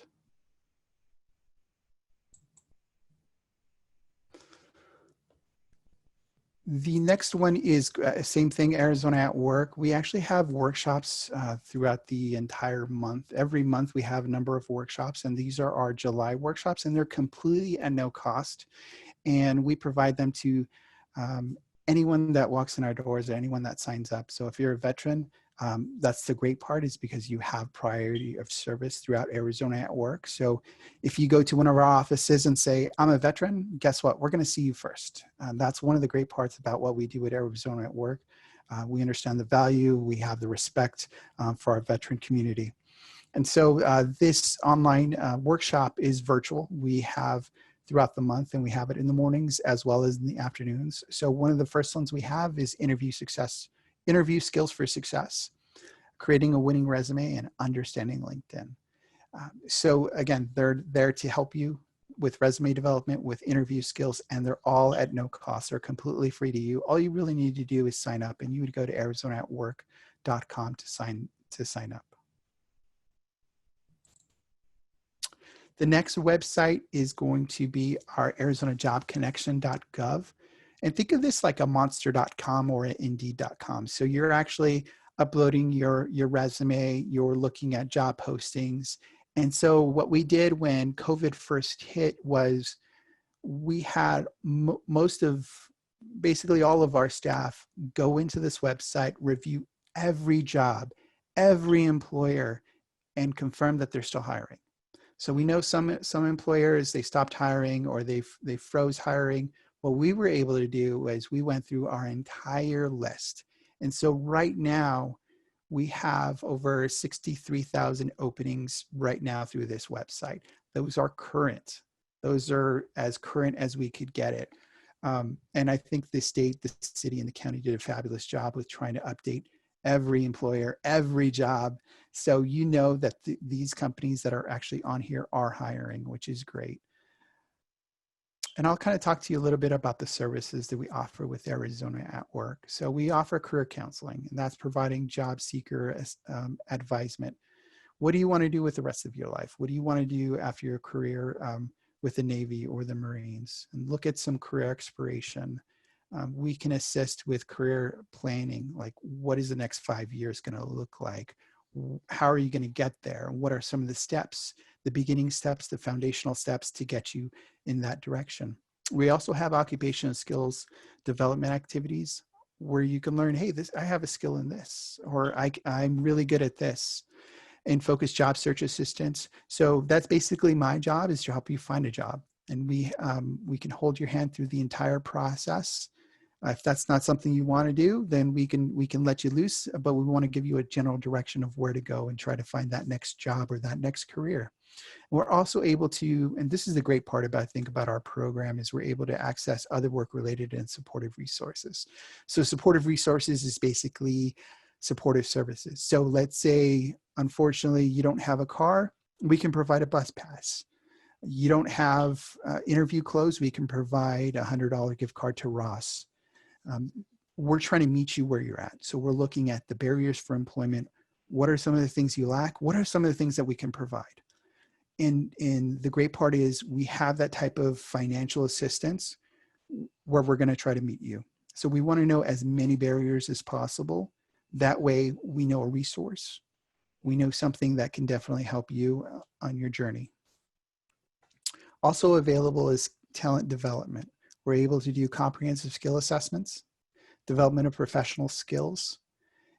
Through that, we have a 5-day workshop. It's called the SOAR process. It's 5 days. It's employability workshop. It basically teaches you not only how to get a job with your resume, your LinkedIn, and your interview skills, but more importantly, how to keep a job. So communication skills, teamwork, all those little nuances you need to know to get a job, to keep a job, is really what they're trying to teach and instill in you. So they're going over soft skills, communication, working in teams, and interview skills. One of the unique things about our program is not only our supportive services for funding, but we're able to provide funding for customized training. So we're looking at short-term pre-hire training. So if you want to get into a specific field, we're able to have a certain amount of federal dollars that we can put toward that specific training. Also, we also have employment assistance. Like I said, that's what I do. I try to help people find jobs, connect them with employers, and making sure that's a good match for everyone. So let's say, that sounds great, James. That's amazing. This is what I want to do. How do I get started? And that's a great question. You're probably thinking about it right now. So step one would be to actually visit one of our job centers. Now, I know it's COVID right now. So what you can do is you can actually call one of these numbers, and we'll go through our job centers. So our job center in the North Valley is at 7th Street and just north of Northern. You can give them a call if you lived in that area. In South, if you live near South Phoenix, it's going to be on Central and just south of Broadway. In West Phoenix on 51st and Osborne. And we have a couple more offices within our region with 44th Avenue and Olive. And then we have one office in Gilbert off of Gilbert Road. Those are our job centers. So if you're interested in, let's say I want to become a dental assistant, I'm going to contact the one closest to me and say, hey, I'm a veteran. I need help. I'd like to learn more about your workforce program and looking into getting some type of vocational training. So I'll kind of go through the process, and this is very based loosely on our process. There's a lot more in there. It is a government funded program, but I've tried to make it as easy as possible so you all can really understand what it is. It would be the start. So that would be contacting the job center saying I'm interested, checking your eligibility, which we'll talk about in a few minutes. You'd have an appointment with a career advisor. You would do a workshop series. That'd be the SOAR, the 5-day employability workshop, and some assessments. And then finally, if you would start some type of vocational training, or you'd start job search. So eligibility for this program, we're looking for individuals who are 18 years or older. Now we do have a youth program. So if you have maybe, let's say, one of your family members or your son or your daughter that's looking for a job, we do have a youth program that's 16 to 24. And so if you fall within that, just let me know and I'll provide you with the right contacts to that youth program. We're asking that everyone has the right to work in Arizona. We're looking for a high school diploma or a GED. And if you lack that, we're going to work with some of our community partners who have high school diploma programs or GED programs that we can connect you with at no cost to you. We do income eligibility. If you are a dislocated worker, which means you were let go because of COVID or something else, that puts you in a different category. And so if somebody in your house works, then that brings income guidelines a little bit higher. So there's a lot of ways we can work with that income eligibility. We just need to see where you're at in a total household income. And the last one, I think, and this is the one I added in, is commitment. And really, we need commitment from people who join this program, because we are a long-term program. This isn't something that happens over, a month and then you're done. So think of it more of like a year-long program, not only for your training, but for after the training. How do we keep you successful? And we'll kind of share with that what that looks like and how long that's going to be. So we have the next step would be after you go to the job center and you say, hey, this is my eligibility, I'm a veteran, I'd like to meet with somebody. They're going to say, okay, we're going to set an appointment with a career advisor. And this career advisor, basically it's an hour session. It can be virtually through the phone or through some type of virtual platform, just saying, hey, how are you? What are you doing? What do you want to do? It's really a get to know you a session, just kind of see where you're at, where you want to go. We're looking for barriers for employment. Well, what's some of the barriers for employment? Well, I don't have a car. Well, we're able to provide a bus pass or a gas card. We're going to do an income assessment and basically see total household income, how much you're making. And that's really to gauge to see if the program's working, because in another year, once you're done with the program, we're going to check again and we're going to see if this program has had some type of economic mobility for your family and the community. The other part is we're going to develop an individual employment plan. So that individual employment plan is your short-term goals. In the next month, I'm going to do this class and this class. And then the long-term goals in the next year, I'm going to have this certification or this credential, and I'm going to graduate from here. And it's basically saying, and I'm going to get a job here or within this industry. We're just creating a plan in place so you can have something to follow, so you can accomplish all of those goals down the line. And that's really what we want is for you. We want you to be goal-oriented. Make sure we develop the perfect plan for you that you agree with. You say, yes, James, this is what I want to work with. This is what I want to do. This is where I see myself in the next few years. And this is where I want to go. And we're going to help develop that plan with you. And if you don't like it, we start over. We say, okay, let's look at something else. Let's look at a different industry. Let's look at a different way of you being successful. Because our number one goal is once you're in the program, we try to keep you as successful as possible. We try to put in place all the resources you can to be successful. Now, Arizona at Work, City of Phoenix has these focuses. These are sectors that we heavily focus on, which are healthcare, advanced business services, that's call center, financial, insurance, information technology. We also work with construction and manufacturing. So these are some of the areas that we help fund. So if you're looking for some type of vocational training and you're looking for CNC manufacturing, that's something we can help with, or construction or information technology, or let's say you're looking for a PMP, project management, we can definitely assist with that, or healthcare. So what I've done is I've compiled a list of some of the trainings we've been able to help with, just to kind of give you a flavor of, these are some of the things we've been able to do in the last few years for individuals who are looking for more advancement.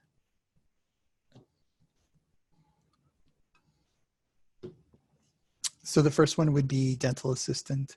So if a person walks in and says, hey, I want to become a dental assistant, we would send them on that path. So they would meet with the case manager. It would talk about, hey, these are the dental schools or the dental programs that are available. These are the costs. Same thing with medical assistant, pharmacy tech, patient care technician, phlebotomy technician, medical insurance billing and coding. So all of these are different trainings we've been able to fund over the past few years. And so this is a very, very small list. If you want to go to arizonajobconnection.gov and look at the trainings, there's a whole slew of lists of different programs, of different providers that are actually giving these trainings. And again, we can cover that cost. So the cost that we're able to cover is about $3,000 and below. So if, let's say, a dental assistant is $2,000, yes, we can definitely cover it. If medical assistant's like $2,900, then yes, we can cover it. If it's over that, then we're gonna utilize some other funding and try to incorporate that into the funding. There's a couple of things we can do just to try to make it work. What we don't want to do is provide out-of-pocket cost for you to. So we'll use Pell Grants. We'll use anything we can before we incur any cost on you. And that's not something any of us want to do, is incur a cost on you. So that's why the list that we do provide, all of the training providers know that we have a cap of this certain amount. So they're always under that amount, which is really great. The next one is their IT, information technology. So if that's something you're interested in, let's say a computer service technician, your CompTIA, your Microsoft certified technology specialist, an A+ certification, networking, all of those really cool, really innovative programs we're able to help fund, as long as, again, they're under that $3,000 mark.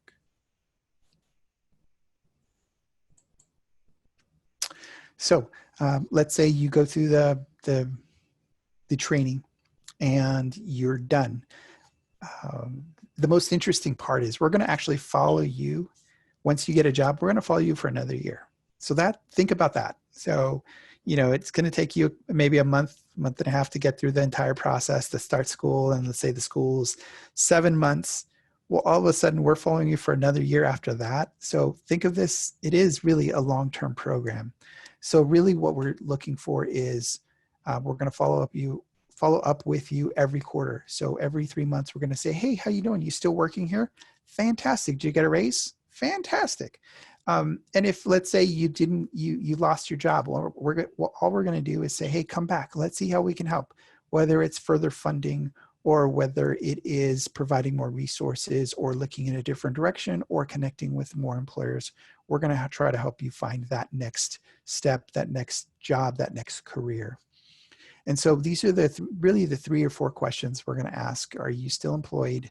We're going to look at how long you've been at that job, and then were you successful in your completion of the training? But we would know that third one already. So, but think about it. If this is something you're interested in, these long-term programs that are going to help hold your hand through the entire employment process, then this would probably be a good program for you.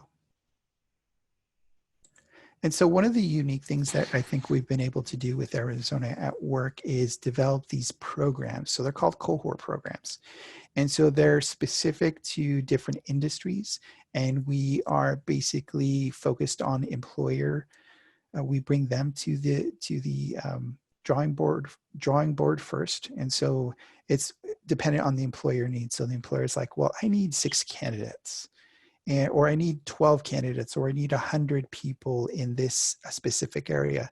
From there, we're able to connect with a multitude of different training providers. And we're actually working backwards. And so we're working with the employer first. We're bringing in the training provider. The training provider is actually connecting with the employer. And that employer is telling them, these are my needs, these are my wants, these are my desires, because the candidates that I'm seeing currently don't have these skills, don't have these experiences. And then from there, we're able to develop a specific training program specifically for those set of employers. And then from there, that's when we start recruiting. So we'll start looking for people, bringing them in, and basically saying, this is the program we have available. Are you interested? And if they are, then we would go through that process. And it is no cost to the employer. All it is their time. And they hopefully get a really good employee that is not only ready to work, but is prepared, is skilled, and has the right necessary information so they can succeed in those positions. And that's really what we're looking for. And so one of the, we have various cohort programs around the Valley. We have construction, we have logistics, financial training, insurance, and customer service. We'll talk one very specifically because it is I think one of our best programs that we've done, and we've partnered with the Reveille Foundation. And we basically have partnered with Republic Services, Phoenix Trucking, as well as Southwest Trucking, Arizona at Work, and Arizona at Work is actually providing the financial means so they can get a CDL. So we're looking for veterans who are currently, have some type of experience, some type of experience in driving, and they're able to connect with Reveille. And we try to enroll them into the Workforce Innovation Opportunity Act through Arizona at Work. They have interviews. We provide interview skills and resume skills. And then from there, they're able to get an interview with Republic. Republic interviews them, they love them, and then we actually send them to training. So we'll work with Southwest or with Phoenix Truck Driving to help make that happen. And then after, they would start a small on-the-job training. I believe it's 3 to 6 months, where they would actually be next to somebody working with them on a daily basis, have a mentor, going through that process. And at the end, they would be making about $50,000 a year, which is an incredible amount of money, I think, for somebody just coming out of the military, or somebody that has been out of the military for a number of years. So if you're interested, you'd visit the Reveille Foundation.org. Hopefully I've brought that program some justice, Steve. Don't get mad at me if I missed You did great. Thank you. Thank you. Our next cohort program is our virtual contact agent cohort. And that's basically working with a number of employers who are looking for contact center agents. And you would not believe the need of that right now. And you're probably like, well, most of that stuff is closed. And you're right. Most of the contact centers are closed, but people are working from home. So what the contact centers are actually doing is they're actually sending,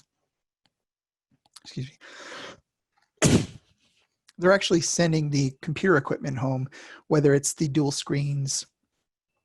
They're sending all of that home so you can work at home while this is going on.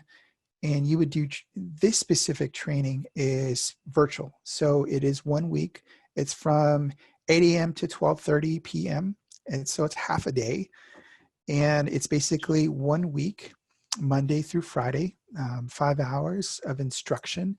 And we're working with employers that are paying between $12 and $22 an hour. And so if you're interested in that, you'd go to phoenixworkforce.com, and then you can start with that. We are actually covering the training costs for that as well. So it's about $3,000, close to $3,000, and we're actually covering the cost for that training.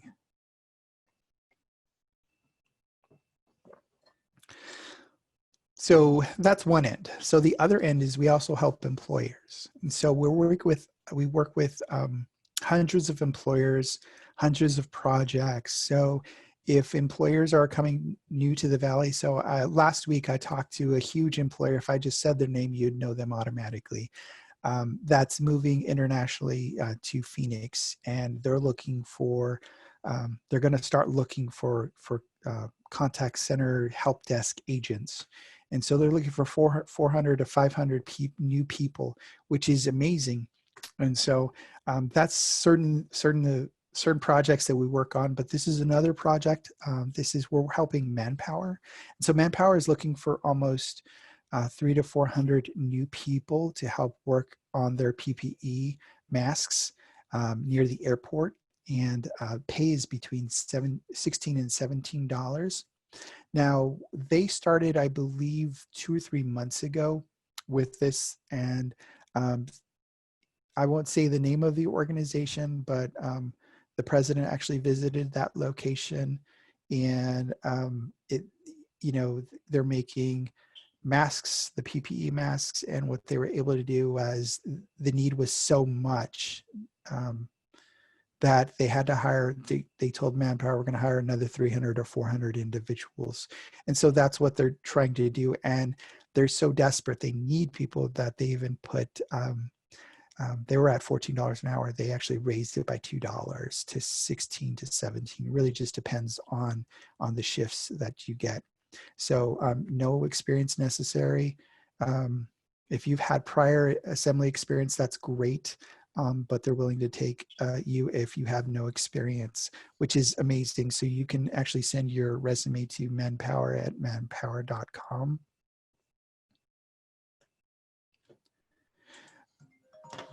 Another organization we're helping is actually Amazon. So that's kind of funny. They were on here earlier. So we're assisting them with their third-party positions. So these are maintenance technicians. And I don't want to steal their glory because I know they already kind of talked about that. But we're working with Amazon. And then these are some of the other organizations we've worked with throughout the number of years. And so part of our team does outreach. And so we're able to outreach to about 5,000 companies every year. And in Phoenix, I think we have a total of 18,000. So we're constantly reaching out to organizations every year, just making sure they're okay. What do they need, especially as a city? Are we providing them the right resources? And as Arizona at Work, do they need help with whether it's hiring, expanding, growing? What are some of the things that they're going to need, their HR is going to need to expand? And we try to talk with them and share with them that we have really great individuals, especially those who are veterans, and they have positions available. We try to connect them. And so these are some of the positions and the jobs and the companies that we've been able to work with over the past few years. There's a lot more. These are the only logos I could get. But there's a lot more resources that we have available for job seekers. And one of the really cool things that I think we do is we create these reports. And I create these reports, and yesterday I was busy on one, and I finished a draft, and today after this call I get to start another one. Yay! So these are labor market reports. They basically say what's actually happening within a specific industry. So the construction industry, what is a workforce going to look like in the next 5 to 7 years? Where does the workforce live? Who's hiring? Who was the biggest employer of last year? And these are some of the sourcing we use, from the Census MZ to Department of Labor, Department of Education, our own state of Arizona, Office of Economic Opportunity, Arizona Labor Statistics, and then some of the analytical sites are that cost monies that we're able to have access to, like Burning Glass, Wanted, MZ. We're able to incorporate that into a labor market report that we can provide, and they're usually available through arizonaatwork.com. And essentially what you're able to do is look at a specific industry to see if that's something you want to get into. And not only does it talk about, this is how much you could make, it also talks about if you had a high school diploma, these are some of the specific jobs that you could get, and this is the average wage. If you have an associate's, these are the specific jobs, and this is how much you would make. If you have a bachelor's, this is the specific jobs, and then how much you would make. So we've had like a tier system. In addition to that, the report kind of goes over not only the specific labor market, but the training needs. And it talks about the training providers. So whether it's construction, we're listing all the training providers that accept our type of funding on there. So if you see, oh, there's a construction management certification I can get, it would be listed on that report. So we try to keep it as comprehensive as possible, making sure that we have as much information on there as possible. So not only for employers, but for job seekers, so they can see, is this an industry that's growing, or is it falling? If it's falling, then that's probably not an industry or a sector you want to get into. But if it's growing and you know it's growing, within the next 10 years, it's going to grow by 125%, like insurance sales agents are, then that's probably an industry that you want to get into. So you could go through that, or if you need access to it, you could just email me and I can get you that access. And so this is, again, my contact information. And I think I went through it fairly quickly. I apologize. I think I was supposed to take a little bit longer. I was just so excited to kind of get this information out to you. But I'll open it up to any questions you may have. So James, thank you so much for that. We wanted to ask you, this is a question from Benjamin, how can we get a copy of the labor market analysis reports? Again, that lush data. Yeah, it's really great data. And so right now, what I'm doing and what I'm going to do for the next 3 weeks is I'm actually updating all of our reports to be COVID copacetic, I suppose. So most of these reports were pre-COVID.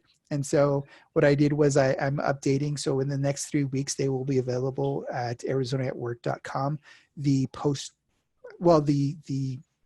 COVID, how would I say that? Not post-COVID, because we're not post-COVID, but it would be present COVID sort of information reports. And so it would take COVID into account of these are the hiring, this is where it's at, these are the average wages, this is how many employers, that type of information will be readily available. So they can go to arizonaatwork.com and look under locations, Phoenix, and then labor market reports. But I believe those are going to be old. And so if they wait about 3 weeks, they can go back on the website and then grab the new, those new files. So James, we have a lot of individuals with a lot of different opportunities, and I think sometimes it's paralysis analysis, right? So this doesn't happen to a lot of veterans, but I don't want to ever assume, is how can someone actually figure out what specifically they want to do through Arizona at Work? I'm sure there's some kind of assessments that assist with that. Absolutely. So if you go to our job center, you say, I'm a veteran, but I don't really know what I want to do. What we're going to be able to do is we can help you with our employability workshop, which is a 2 to 5 day workshop virtually. And they can essentially, that first day, you're doing assessments. You're doing a career exploration. You're doing what excites you, what do you want to see, where do you see yourself? I mean, all day is assessments. And then we're able to gauge to see, where do you want to go? What do you want to do? And so that's where we're constantly making sure is this a direction you want to go? Not because we have funding and we're focused on this area, I'm going to push you in that area. It's not, we're not there to do that. We're there to look at you as an individual, you as a person, and where do you want to go? Where do you see yourself? And let's see how we can help with that direction. No, that's great. We have to say that most recruiters should be akin to you who are coming into the military. But another question, James, is do you have any final pieces of advice for people entering the workspace? Some people, they may not want to stay in a job for a while, maybe just want to commit 2 years and start their own venture. Do you have any advice for those people who see this as a temporary thing? No, that's great. I think if they're staying there a year or 2 years, that's amazing. The thing is, employers don't want to see 3 months, 6 months. If you've provided a year to 2 years with a specific organization and you didn't leave on bad terms, that's a good thing. Especially because and you can explain it. Hey, I was learning. I wanted to learn this specific area. I wanted to learn sales, and I learned sales, and I mastered it. So I want to move on to something else. And so that's something you can easily explain, and employers are okay with, a year to 2 years at a certain place, as long as it's not like a month here, 3 months there. Then that kind of gets a little edgy and they're a little afraid to pull the trigger on hiring you. Well, James, we want to thank you for your time. We're going to be passing off to Steve to introduce Leslie, but we really appreciate your time. And if there's anything you need, please let us know. Thank you for servicing veterans and really giving them training. Should they stay at that gig or start their own or join another venture, I think it's a really great opportunity. So thank you so much, James. Thank you, guys. Have a great one. Awesome. So I'm going to pass off to Steve to pass off to Leslie.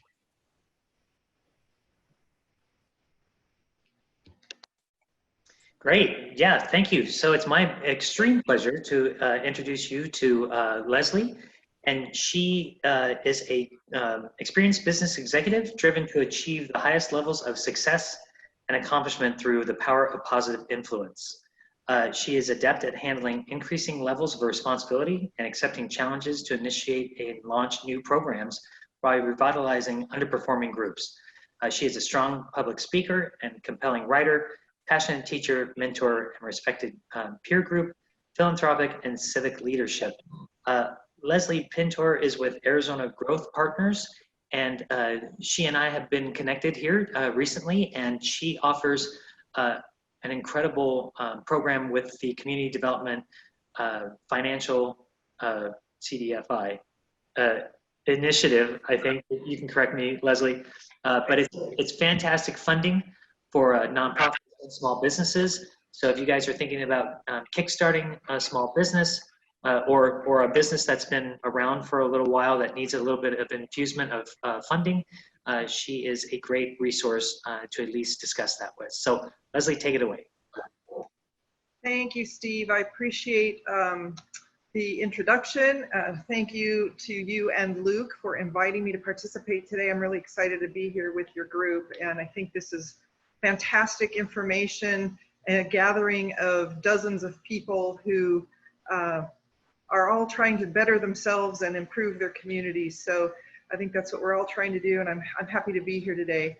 I'm going to share my screen now so I can share with you my PowerPoint video or slides to tell you a little bit about Growth Partners Arizona, who we are, what we do. My background is 30 plus years in banking. So I've spent a lot of years, Arizona native, and so I've spent a lot of years in the state working in and around business communities to help businesses grow and help our economies and communities grow. I've also spent a lot of years on boards of directors of nonprofit organizations and spent some time teaching at the College of Management at the University of Arizona. Teaching is a passion of mine, and that's part of what our mission is here as well at Growth Partners Arizona. And we are a nonprofit. So I will tell you more about who we are, what we do, and then I will tell you more about what we can do to help you in your business efforts. So I'm going to share my screen now. Let's see if I can get there here. Luke, can you allow me to? Yes, one second. So Faustine should be enabling access. Okay, thank you. Thank you. And okay, here we go. Just one more thing here. Let's see. And I'll get to the slide. Awesome, it is loading. Thank you, Leslie. Let's start at the beginning here. Okay, is it working? Yeah, we see it. Thank you, Leslie. Okay, great. So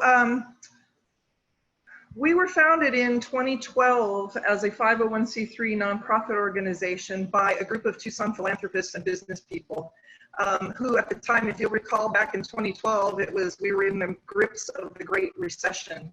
And these philanthropists noticed that a lot of nonprofit organizations were seeking grant funding.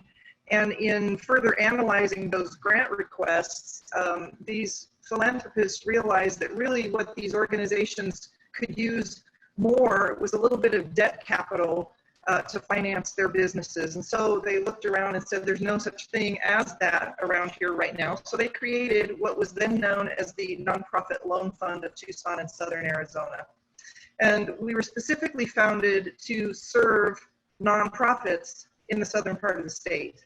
We raised capital from local foundations, individuals, and nonprofits, and we made our first loan in 2014. So we haven't been around that long doing this work. In 2017, we became a U.S. Treasury certified community development financial institution. What is that, you might ask? Well, I asked the same thing because even though I'd been a lifelong banker, I had never heard of CDFIs. So they are most typically nonprofits, but not always. They are mission focused. There's approximately 1,000 of us around the country. Many are CDFI credit unions. So if you're familiar, if you're in this part of the state anyway, Vantage West Credit Union, Pyramid, Federal Credit Union, there's many CDFI credit unions in the state. But the goal is to deliver responsible, affordable, and flexible financing to help folks who typically can't get financing from a traditional bank or credit union for a variety of reasons. It could be that you haven't been in business long enough, or your credit score isn't high enough, or you don't have enough collateral, or you know, a variety of reasons. Maybe you've had a little bit of financial trouble and you just need some help getting out of it. But the point is that we are mission focused to help those communities of folks get back on their feet or get on their feet, build business credit, and be able in a few years to go to a traditional bank and get SBA or traditional financing. So our goal is to help people move up the capital access ladder. So who are we now? We still are a mission-focused nonprofit lender. We are now affiliated with the one of the largest SBA lenders in the state called the Business Development Finance Corporation. We're basically like a subsidiary of theirs in the nonprofit world. We provide loans and technical assistance, that's advice and coaching for nonprofits and now small businesses and now across the state of Arizona. We are giving priority to borrowers who are in underserved locations based on a mapping system that the federal government has for us as a CDFI. So those are our priority focuses, also groups of people who are traditionally kind of left out of the financial mainstream. And we do tend to be a little bit more flexible and affordable than other options for folks. So I'm going to tell you now about three programs that we have. The first is Kiva, and some of you may have heard about Kiva. Kiva is most well known for doing very small micro loans for global, businesses around the world, where you and I as individuals can go online and loan money to a farmer in India or something like that. But Kiva is also very active in the United States. And so we have partnered with another local nonprofit organization called the Community Investment Corporation to bring a hub to Tucson in Southern Arizona. I keep saying Southern Arizona, but these loans are available to anybody across the state. So I just want to make sure everybody understands that. These are community-backed loans, and they're done through an online platform. So you can be a small business or a nonprofit with earned income and apply for a Kiva loan. What Kiva does, so we don't lend any of the money. Our role in this process is to find borrowers and help them find lenders and help borrowers help borrowers through the application and fundraising process. So this is a great option for people who are basically the first rung of the capital access ladder. Perhaps you haven't built up any credit. Perhaps your business is a little too young for another lender. There has to be at least a proof of concept for a business. So startups aren't generally approved through Kiva, but if you can prove a concept, you might be able to get it approved. This loan opportunity is less based on your credit and more based on your network and social connections. This is character-based lending. So it's an opportunity for you, if you haven't established some business credit, to be able to establish some, build some business credit so that you can move on and come to a lender like Growth Partners for one of our other loans. So the Borrower's Total campaign is a two-part process. First, you apply, and it's actually a three-part process. The first part is you apply, and Kiva vets you for that you're a real live business, you have a business license and that sort of thing. Once they vet you for those kind of initial processes, you get to enter the private fundraising phase, which is 15 days, and you go out to your social network of family and friends and customers and people who know you well, who will basically vouch for you as a credit risk and say, yeah, I'm going to loan my friend or my favorite hairdresser or my favorite local retail store. I'm going to go and I'm going to loan them $25 or $50 or $100. And so once you get through your private fundraising phase, which is basically not a dollar amount, it is a number of people who will support you.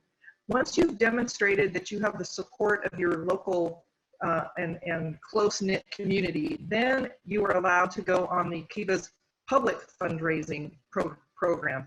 And that is online at kiva.org, and you have access to what I've seen different numbers, 1.8, 1.6 million Kiva lenders around the world.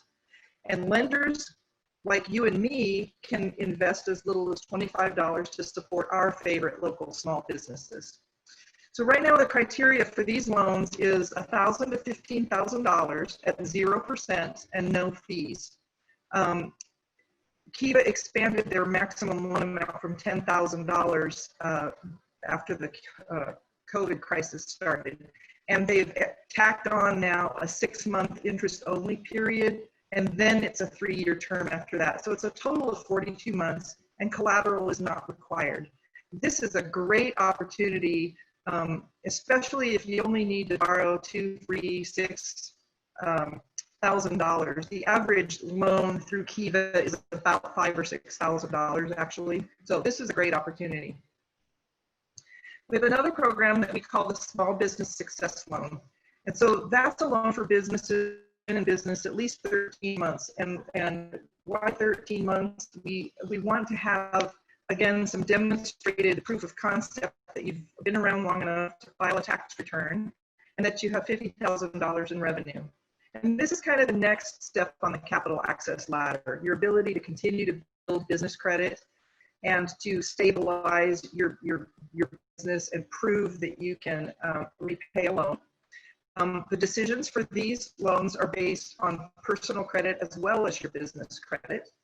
Our loans go up to $75,000. I won't go through all of this detail on here because you can see that.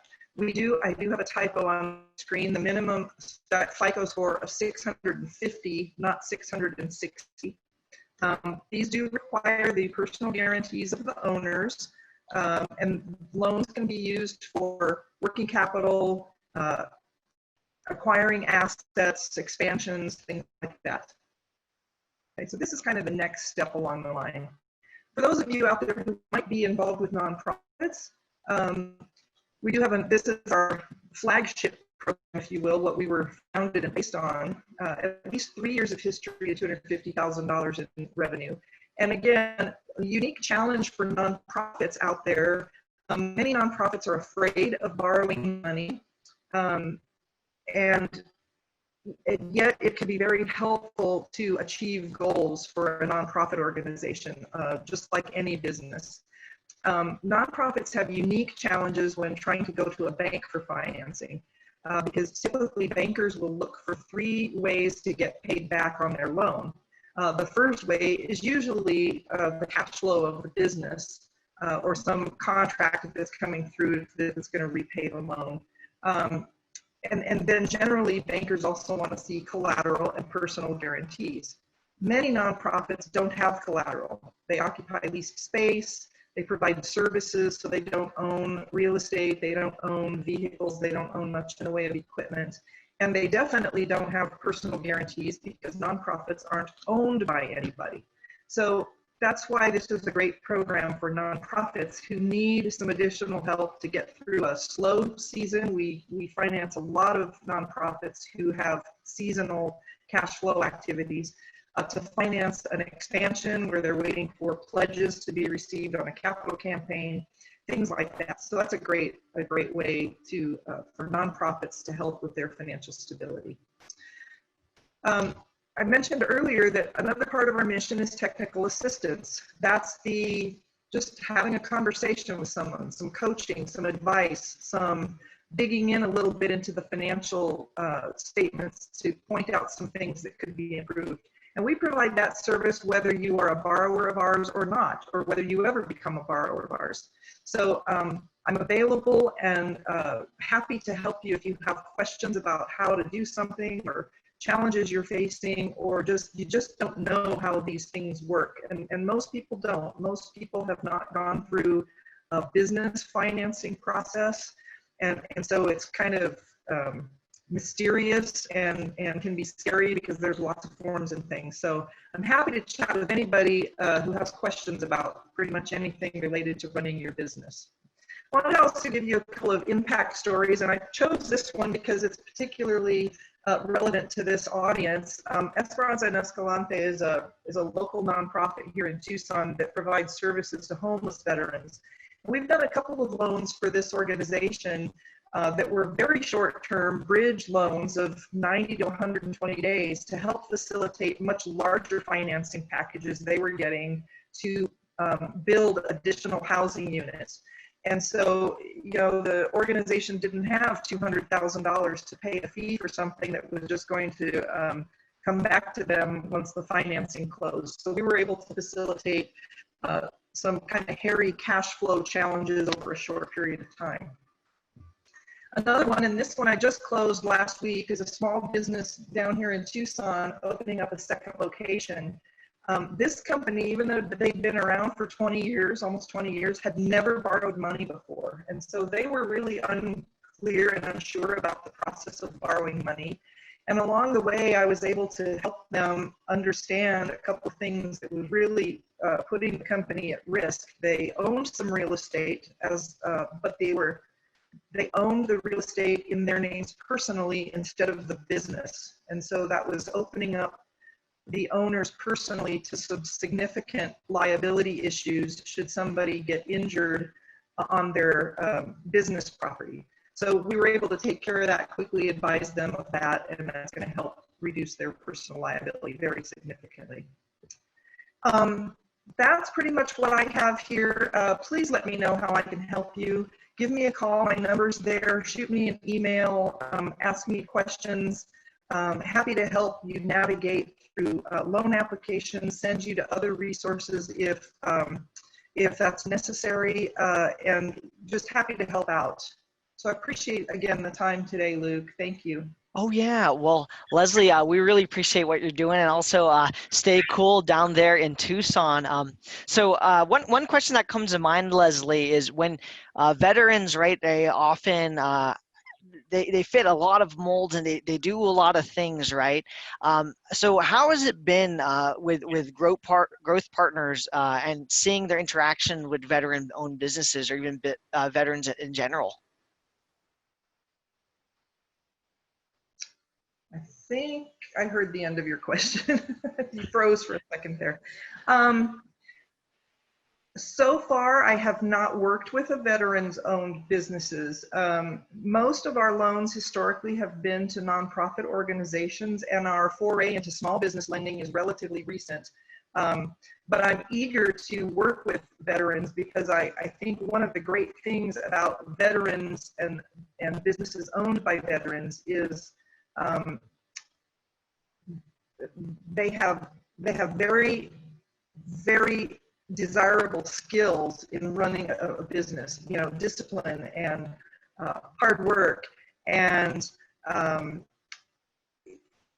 sacrifice and dedication and all those sorts of things are really key to running a good business. And they tend to be, you know, they're learners. I mean, you've spent your career in the military and you've learned all sorts of skills and trades, and I'm sure you've had to pivot and learn lots of different things along the line, and there's problem solving skills, and business owners definitely have to have the skills to be able to pivot on a dime, as we've all experienced in the last 120 days, and to be able to solve problems on the fly as they come, multitask, juggling different things. So I think veteran business owners, I'd love to work with some, because I think they bring a lot to the table, and I think they can run some extraordinarily successful businesses. Thank you, Leslie. Another question that comes to mind, right, is do you have any pieces of advice for people in this sector? Any final words of wisdom? I would say if you're thinking of starting a business, or you have started a business and you're in the process of building that business, there are all sorts of resources out there at your disposal. Use them.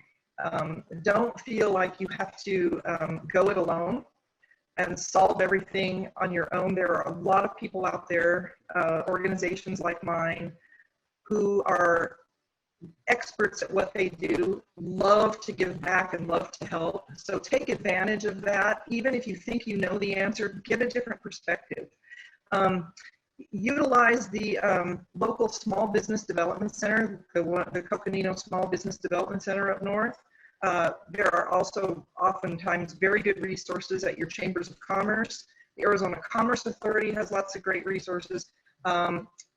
Does NAU have resources? ASU, U of A, all sorts of resources. Women's business centers, they also are available to help, and they don't just help women business owners. So utilize that. I would also say build your board of directors, if you will. You may not have an official board of directors, but build that community of close advisors who you look to and rely on for things. I'm not an attorney. I'm not a CPA. I know lots of good attorneys and CPAs. I know enough to be dangerous in those topics, but you know, gather around you a good accountant, a good attorney, a banker. If we haven't learned anything from this whole PPP experience, is that you need to have a relationship with a banker, even if all you're doing is having a deposit account right now. Get to know your local banker, because there will come a day when you need something else. You may need a credit card. You may need merchant services to process credit cards. And so if you have a relationship with someone and you're building that, it's going to benefit you. So do that and spend time nurturing those relationships.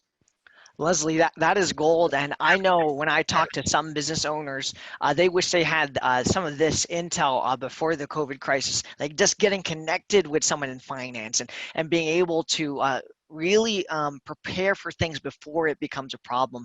Leslie, we want to thank you for your time. Unless, Steve, you have any questions, I think we're good to go. No, thank you, Leslie. I appreciate the time, and we'll be connecting soon. Okay, Awesome. Thank you both very much. Thank you, Leslie. It's nice to hear someone from Tucson up there. Stay cool as well. So I'll be sharing my screen. My friends, tell me if you can see this. Yep. Awesome. Okay, so while it's loading, I'm going to sound like a broken record, but please go to the askline.com/veteran ventures. Make sure you have capitalized the V's, veteran ventures. We want to make sure that we engage with your needs and that we also could service whatever you are cooking up as well. So it's going to be a lot of fun. So this is my section for my entrepreneurs who've been waiting patiently. I am calling this Go Beyond a Side Hustle. I'm calling it by Luke, the BBB from BBB. So those of you know, while it's loading, I am a butter bar in the Navy Reserves. I think legally I have to say that these opinions are my own, but I am a Navy reservist. And one of the things I think about when butter bars, right, is how could you turn someone so buttery into something that is active and could actually be practically used. I'm not sure if there's anyone who became a second lieutenant. My designator, sorry, forgive me, not designator. I'm an ensign in the Navy, and I just started my drill recently, and that's something that I've been thinking about. My father was an NCO. He always knew how to practically engage with people. I see someone in the chat. Feel free to chime in whenever. Kurt Vonnegut. He was someone in the military as well. And one of my favorite quotes comes from him, which is this: "We are what we pretend to be." So we must be careful what we pretend to be, right? So to translate this English jargon, this English major jargon, are you someone who fakes it till you make it, or are you someone who mean it till you are it? You mean it till you are it, right? There's a huge difference between if you're a faker or you're someone who actually is putting in diligent work, right? So as a butter bar, as someone who's coming in with the second lieutenant rank, like, how can I not just fake it, but actually mean it, like care for my culture, care for my people, but in terms of my business, in terms of my work at BBB, or even some other businesses I want to start, how could I not actually just fake it, but actually mean it, and not pretend, but actually be it? And that's what veterans have been. You are it. You are not ish, right? You are it. So just remember that as someone who's served and as someone who's pushed forward, that you are someone who is the ish. I can say the cuss word, but you get my point. So look at this quote again. We are what we pretend to be, so we must be careful what we pretend to be. Don't pretend. You are it. You're acting it. This is coming from someone who's coming in as a butter bar, having to earn it. You got to. Yes. Oh, yes. So Roseanne. So I'm reading your chat. So she earned it, right? She was someone who was formerly enlisted, then became an officer, right? I'm someone who jumped in to be an officer, so I'm gonna have to earn it. So yeah, she definitely earned it. You know, she is it. So this is the session that's meant to be somewhat of a gateway drug into your startup or business. It's very high level at times, but is as interactive as you want to be. I have my iPad pulled up, so if you have any questions or thoughts, and Steve and Faustine, if you see any questions are pressing, please let me know. We want this to be as interactive as possible. Alrighty, so this is it. 4.5% of vets launch a business since 9/11. So this is a much smaller number than the double digits we used to see pre 9/11, and especially post World War II. It's crazy to imagine that only 4.5% of veterans are actually starting a business. Now, this isn't to knock on people who decided to go corporate, right? I think there's no harm in that. It could be argued that I've been doing that right now, but it is crazy to think only 4.5% of vets have launched businesses past 9/11. And what comes to mind is that there's an opportunity for veterans to really represent the best of the culture they learned from military and actually teach people how to do a business right. So this number, we need to jump up. And another one, this number, it could be a little confusing, but I'll dive into it. 85.3% have founded their business and they didn't purchase it, or they didn't acquire it. So this is a fun way to say is that our veterans, the people who are starting businesses, they're starting it from the ground up. Now, it's not to diss anyone who purchased a business, because I think that's amazing if they've been able to. They have to have the capital for it. So it might be more indicative of sometimes not being able to access the capital to purchase a business. But here we understand there's a correlation between veterans' gumption and their ability to start their own business, right? I love this idea. Another one is 5.8 million people are employed by a veteran-owned business. Veterans have helped move the economy.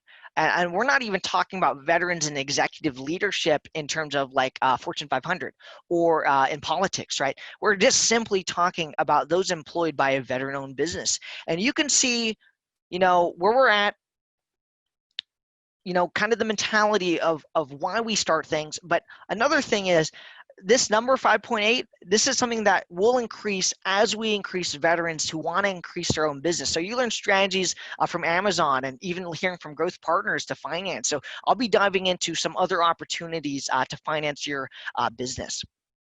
All right, so here's a question, and feel free to toss this in the chat. I want you to think and really meditate on, what did the military prepare you for? Now, this is a very general thing. You could go a lot of directions. I'm not sure if anyone saw Army's Twitter post about this. It was a very, very interesting thing. I would say if you ever have time, Google Army Twitter post, what the Army taught me. It's very tragic in some ways what some people learn, but I believe that there's a lot of positivity that we could think about when it comes to military experience. I know my father, my grandpa, they had their own experiences. Yeah, sink or swim situations, right? It's do or die. The mission and the vision intertwined with why you do things. Okay, so here's another question: is what did the military not prepare you for?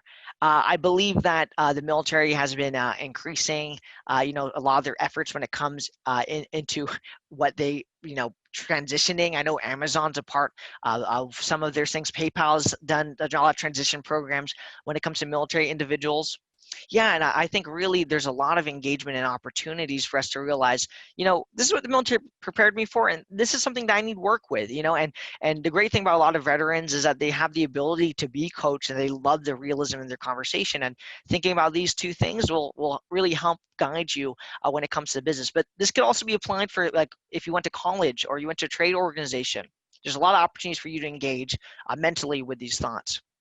So you heard some things about, opportunities to be trained today, to get experience, so you could get trained, get experience, and get started. And this is really where I'm at but how about getting this training and this experience and getting started through actually a launch experience, through launching your own idea? So there's another thing I want you to focus on, right? There's you as designed, what you're told based on your designator, who you are, versus you as a designer, right? You as someone who is crafting their destiny. When you join an organization, whether it's military or not, you are part of a mission and vision, right? But a lot of people, they don't see that they have influence in this design, in this opportunity. Yeah, and Delonte says, to learn and perform under pressure, no need for a salesman persona, just offer me a solution, right? So even what you see with Delonte's response, right, is thinking outside of the box of not just like, hey, this is what we need to do, but this is an opportunity that we have. So what we're going to talk about today is keys for designing your business, keys for designing your network, and key for designing your product. So I don't have a lot of time, but we do believe that there's an opportunity for us to tie in everything. So I want you to know in the beginning, and feel free if you're on phone or you have the ability to screenshot, feel free to screenshot this right now. But I wanted to throw some opportunities that a lot of veterans are not aware, right, about the SBA Loan Advantage, Boots to Business, Bunker Labs. They're all over. Google has helped sponsor them as well. The Small Business Innovation Research Grant, if you're in STEM, if you happen to be a veteran in STEM. The Idea Cafe Grant. I'm still learning more details about it, but it's something that was recommended to me. Another one is a Veteran Business Fund. So I'm going to jump to the next screen. I'll share this slideshow as well. There is support when it comes to the Street Shares Foundation, the VEP Veteran Entrepreneurial Portal, the VWise Veteran Woman Igniting the Spirit of Entrepreneurship, grants.gov specifically for those in nonprofit, and of course, if you are in Arizona or you happen to be in any city that happens to have a major university, or even a community college, reach out to them. They do have support, and often you can have interns come in from that opportunity as well, but really depends. I mean, if you're a veteran who started a business or even wants to get connected with opportunities from these universities, just call ASU, NAU, U of A, GCU, call Maricopa Community College and see what kind of opportunities they have for veterans. Even if you're starting at any level, there's a whole flurry of resources, whether it's human resources or actually getting people and interns to really help with your ideas. So the one thing that unifies us all. So there's a lot of types of entrepreneurs here, I'm sure. So we got people who are solo entrepreneurs, a co-founder, maybe they're part of a nonprofit, maybe they're a tech startup, a Main Street incubator, Main Street individual, a consultant, maybe they're a contractor, maybe they're imitating a product, maybe they're reselling those fidget spinners, right? Or maybe they're innovative, maybe they're trying to be the Uber or Airbnb of some kind of industry, maybe they're B2B, B2C. You know, there's a lot of people, and we could spend hours on each of these topics, but I wanted to tell you something that was very impactful to me, really as a leader, is how do you go beyond a side hustle? What kind of mentality to really transform your business and go to that next level? So I was thinking about all of these folks and what is that unifying idea? You know, should they receive or need different resources? What can we all talk about? What can we all really focus on? You have to sell by design. Every single one of these businesses and ideas and organizations, they have to sell by design. You know, if you're a nonprofit trying to get grants, like you're going to have to sell by design of your organization. Not only design when it comes to marketability in terms of like your UX or UI or your social media or your SEO, but actually the design of your business and the intentionality of that, like human-centric design. And we're going to dive into that. So this advice not only applies to your business, but also to you. So it sounds a little crazy. I know I'm shotgunning some things your way, but we really want you to know this, is that some of the advice I'm going to apply here could also apply to you as a networker. So we have some consultants on the call right now, and a lot of these consultants, they know a secret that a lot of veterans don't, that they themselves are the business. You know, you are the business. You are the ish that we talked about in the beginning. Just a quote from Maya Angelou, and yes, it is Angelou. I've learned that people will forget what you said, people will forget what you did, but people will never forget how you made them feel. You know, you could kind of see a story here. So let's dive in. So the guiding principles of any venture is, of course, to sell by design. This is called human-centric design. So it goes in these 3 steps. You got visceral, behavioral, and reflective. It's kind of lofty words, but let's dive into it.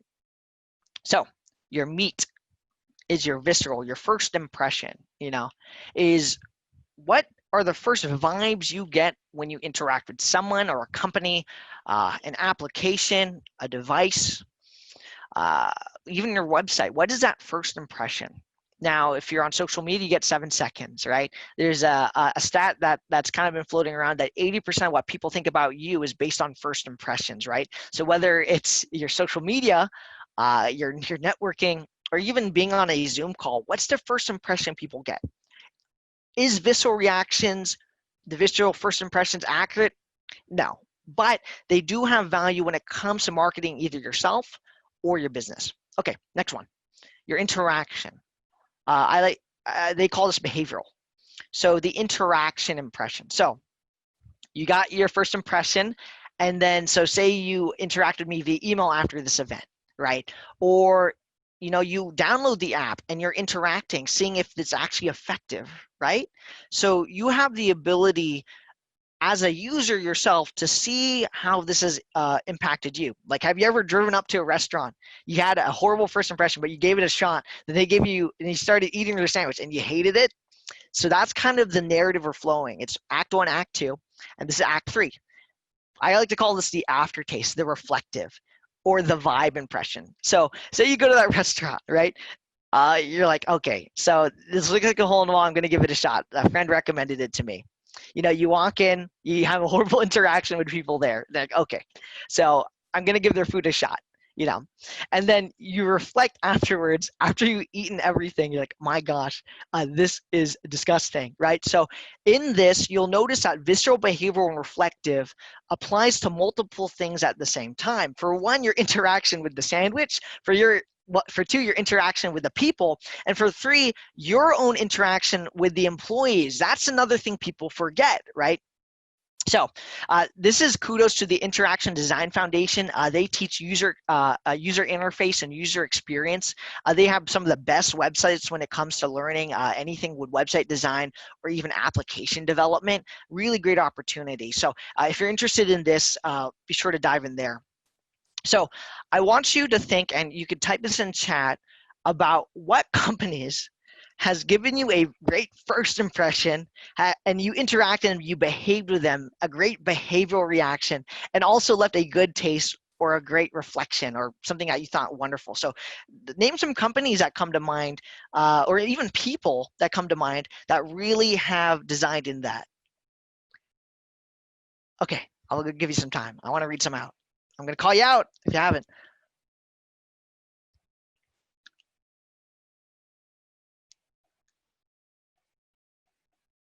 Oh yeah, so with in regards to Roseanne, Roseanne, I got to interact with her. It's crazy about this. From a referral, and I got to meet her. We had a great interaction, and now I go to her because of that great interaction. Like I reflect, so that's something that is very active. Alrighty, so I want you to think of rival companies or companies that have given you great experiences that really engage. We had a guy who went through our incubator. He hires Apple employees, Apple geniuses to be his saleswomen and salesmen. It's a great opportunity for you to think, oh, I had a great first impression, had a great interaction, had a great reflection. So think about this even when you're hiring. This could apply to anything you're doing when it comes to your business. So people, products, proteges, people you want to hire on. This all applies.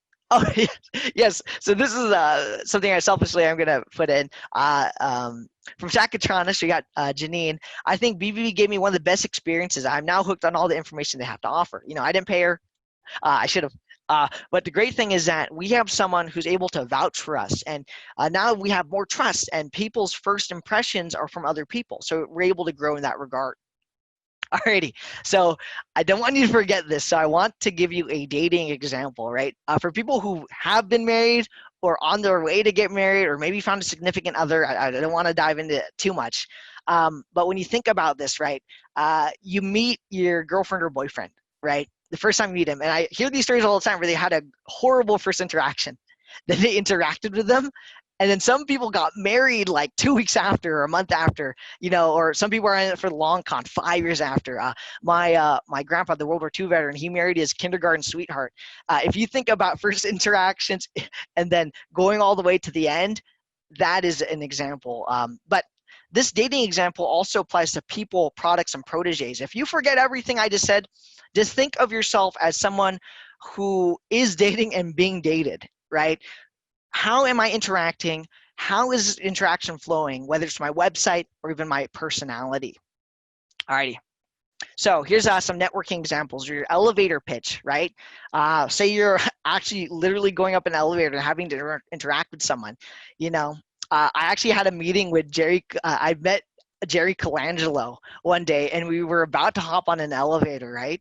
And so we had this very interesting interaction right around an elevator. And my interaction with him, I wasn't ready, So to him, I'm just a nobody, right? So having an opportunity to really, really, really know what you value is important. So I missed my elevator pitch with Jerry Colangelo. Yeah. So, oh wow. Okay. Here's a great dating example. My first impression was my husband. He was a Marine. I can't say that cuss word. Moved in 3 months later, married 6 months later, and still happily married after 16 years together, right?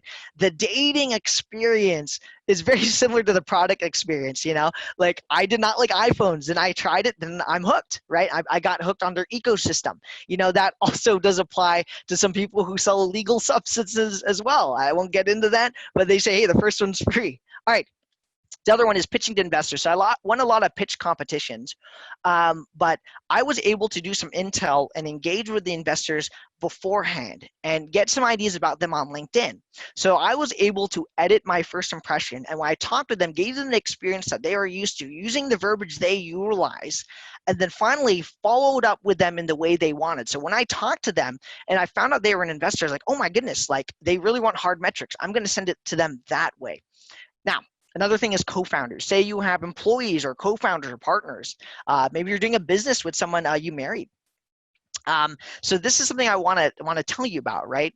Is when you are interacting with your co-founders, right? What has been your consistent interaction? 1, 2, 3, right? So you meet with them, you interact with them, and you follow up with them. Like say you are on Slack or Basecamp, or even just IMing them through text, right? Like, hey, I really need this. having an experience, I'm working on this as well, that really honors them. As someone who's a butter bar and who, in some opinions, depending on the NCO you ask, has not earned it, you know, I have to make sure I match the level that they're expecting, but more than that, surpass it, right? So have you from every level even surpass that as well? Okay, another thing is the UX and UI example. So the Maya Angelou quote really matches this as well. You know that Facebook, Instagram, back in the day, MySpace, right? Snapchat for sure, and even TikTok with the kiddos, is that for a fact that these things were designed to be addictive. So I did bring up the drug dealer reference earlier, but nowadays, for a lot of kids and a lot of us who are addicted to Facebook, I know we have some families sharing some political posts on Facebook. The UI and the UX, which is the user interface and the user experience, has been designed to be addictive. So use this knowledge with wisdom and also kindness. But you know, when people interact with you, you could also you know, gamify it in yourself. Like, oh, here's a free co-working. That's what I do when I meet with people. It's like, we want to thank you. Here's some free co-working when COVID dies down. But with their UI and UX, they actually, on Facebook, they used to have, you know, when you click a like button or a thumbs up, like you'd hear a little buzz. Or on your notifications on your phone, when a loved one hits you up direct messages, you get a little buzz on your phone. The phone to the application to the notification was designed to be addictive along with the user interface. So even the hearting and getting likes, it's been proven to be addictive. Another thing, of course, is generics versus brands. So an example is a lot of people like myself, like I have 2 generic water bottles here, but some people, they like to buy the actual premium water bottles, right? They buy Voss waters, buy Fiji waters. So knowing why people like that experience more than the other and the vibes they get after. So think about your products from your UI to UX to the generics versus the brand. There's a lot of opportunity for you to really engage. Now, this third point's a little lofty, so track with me as much as you can, but there is luxury versus utilitarian brands, right? So a lot of people, they kind of focus on either or, like, oh, we have to be both. But if you know your users, they want a luxurious experience in the beginning and in the middle and at the end, you know, you could upsell them. But if you're the type, you know, who, you know, are the type to buy generic products, you know, they might want a more smooth experience than that. So an example is bots on Facebook Messenger, right? Facebook Messenger is a great example of how a lot of people just simply want their answers, you know, so that's a very utilitarian function. But some people, especially people with a lot of money, they want more of a luxurious opportunity, you know, going to that Lexus dealership and talking with someone, or actually meeting in person with their social media manager. So that's a product example. So we went through networking, went through product example, and here's some marketing examples. So you probably heard a billion things when it comes to like, how could you have great emails? How can you have great slideshows? How can you have great websites? And this does connect with the products, so it is connected. With your emails, right? Does your emails really match, you know, the interaction you had, you know, say most of your users are coming through social media? Does your emails match that voicing, right? And if they sign up through the email, is it continued on? Like, is there a consistent interaction? You know, even with my slideshow, right? Is there a consistent design? And hopefully at the end, you feel a somewhat of a call to action, whether abstract or concrete. So you have this interaction, okay, it's Luke, it's Crazy Luke. I'm gonna interact and talk with him on the chat, and then maybe I'll call him after, or maybe I'm gonna start my business. But does your slideshows, something as simple as a pitch deck, really communicate that rhythm? Another thing, of course, is your websites. I know we talked about, you know, some applications, but does your user interface, does it have that? I know when it comes to websites, you're lucky if people spend more than 20 seconds on your website. So how could you really build it to really show, hey, this is your first interaction. Hey, let's get you connected. And that's why people have chatbots. That's why people have added very strategic pop-ups or put videos. How could you really go to that next level? So I want you to think of a social media consultant. This is kind of a buyer's journey. So mentally, you're going to have to quantumly follow a couple things together. So number one is they met you. So say they got referred to you, or they saw your work on Instagram, or on your website, right? So they met you, whether it's virtual or in person. So they had a good enough experience where they want to interact with you. And then so another thing is that, so you took photos of them and then you sent it to them. So they interacted. So hopefully you had a great experience with you taking photos with them, interacting with it, and then of course sending it to them in a timely fashion. And then at the end of it, so maybe you already locked in the business before. I recommend you getting paid before, but some people wait till after, but negative networking capital, try to get the money up front. But the decision, right? They have to decide the vibe they get from you, right? Did they like the product? Did they have a good experience? Even after this call, right? Did you have a good experience? Did you learn what you want? And this is something that we have to meditate on as we design curriculum for BBB. So we got the met you, we got the interaction, and we got the decision making. So what is your journey? So I want to spend a quick minute as I catch up with some of the chat here about your journey, right? What is your journey? Not necessarily if you're a social media consultant, but even in your own businesses. Now, say you're saying to me, Luke, I'm not planning on starting a business. You kind of scared me away from it. But are you actually doing some of these techniques? When you're interviewing for those jobs that you get from Arizona at Work or Amazon, when they meet you, when they interact with you, and they have to make that decision whether you are sold to them. There's a lot of questions here. So I want you to really think about this with your journey. So I'm going to give everyone a quick second to think about it, and feel free to toss it in the chat while I catch up with everything. And also, you definitely should connect with her, Zan. She is really the matchmaker for you. Okay, so think about that as we continue. Okay, so this is some quick pro tips for those who are kind of on the fence about entrepreneurship. So say you're not sure if you want to be a co-founder or you don't want to found your own business. Maybe hearing some things about, trying to get loans or the whole SBA stuff is too scary. I understand. It's scary. It is a painful thing to do. But here's some ways to really introduce or dip your toes in. Be a co-founder, right?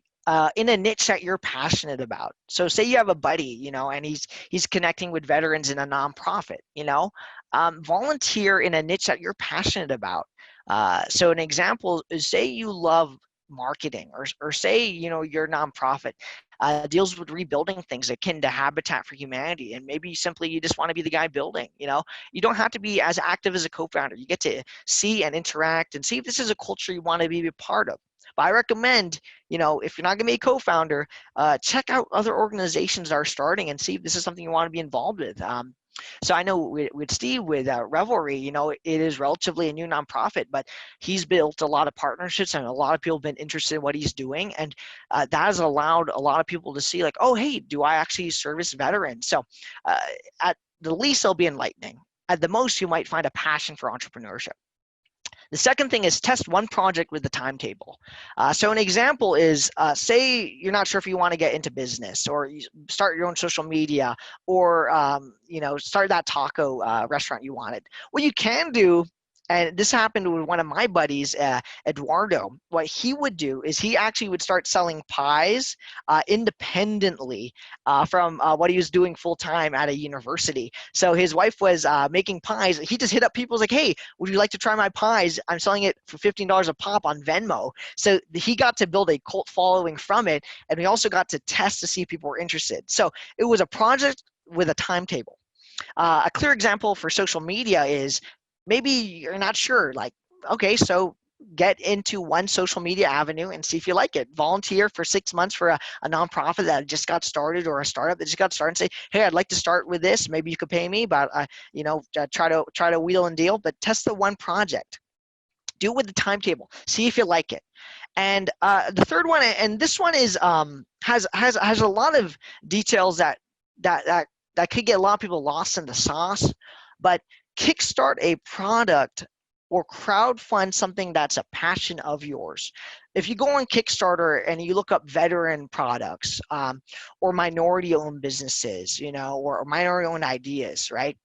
You have the ability to see, hey, this is what people kickstarted, and you could still launch one project co-found it, and then at the worst, you know, like you just launched it, it's like, oh, no one was interested. At the best, you might find yourself in a new system. I want you to focus on something crazy that is really weird to say with all this in mind. Just know that Twitter was a side hustle, right? Of course, you hear these stories like, oh, they sold everything. They started their business. And I do think that is called for a lot of businesses. There's some people here who've been really successful when it comes to that. But when you look at these three things right here, is maybe you could just dip your toes in. You know, when it comes to Amazon, they're reimbursing $10,000 if you want to start your own shipping company under their wing. And then you could build your own fleet or even spin off or start your own company from that. I had a lot of buddies who joined a business, they didn't agree with them and launched their own. That was in a similar vein, as long as you know, don't sign that NDA. But right here, or non-compete, just know that there really is no excuse for you to interact or at least dip your toes in.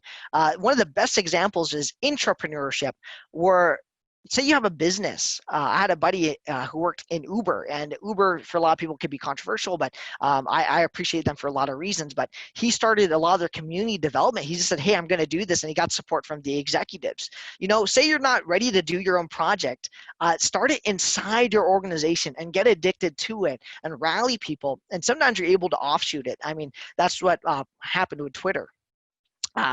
But of course, you know, make sure you keep ethical. That's what Twitter is focusing on right now.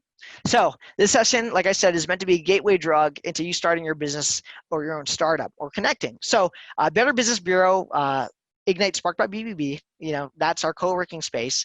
When things calm down with COVID, perhaps next year, end of this year, we're giving out free co-working for people who stuck with us throughout this whole opportunity. Another thing is that we'll be giving out free GoDaddy products as well. So you could start your own, maybe it's just a profile of yourself. You know, maybe you just really want to put your resume on your own website, or you want to create your own actually pitch. I think this is a great opportunity. Another one, of course, is we are dedicating some mentorship opportunities specifically for those veterans to meet with me or people who are frankly better at me with their connections. So we happen to be the largest trade association in Arizona. We're connected to California as well. And we know that there's some opportunities for you to engage, and there really is no excuse for you to go above and beyond. So that is my contact there as well. So man, my goodness, it is 11:40. We just finished up with my section. So Steve, I'm going to pass off to you in a bit, but we're going to have an opportunity for you to ask us questions, to engage, and to make sure that we're not missing anything in the chat. Let's see. Yeah. Thanks, Luke. That was really good information, and I saw a lot of great feedback from the chat line. So appreciate that. And yeah, I mean, just I wanted to end with. We've had some really good interaction today. And like I said, Reveille is here to help any transitioning military veteran or spouse find their way, you know, with business, with education, just any kind of holistic services that are needed.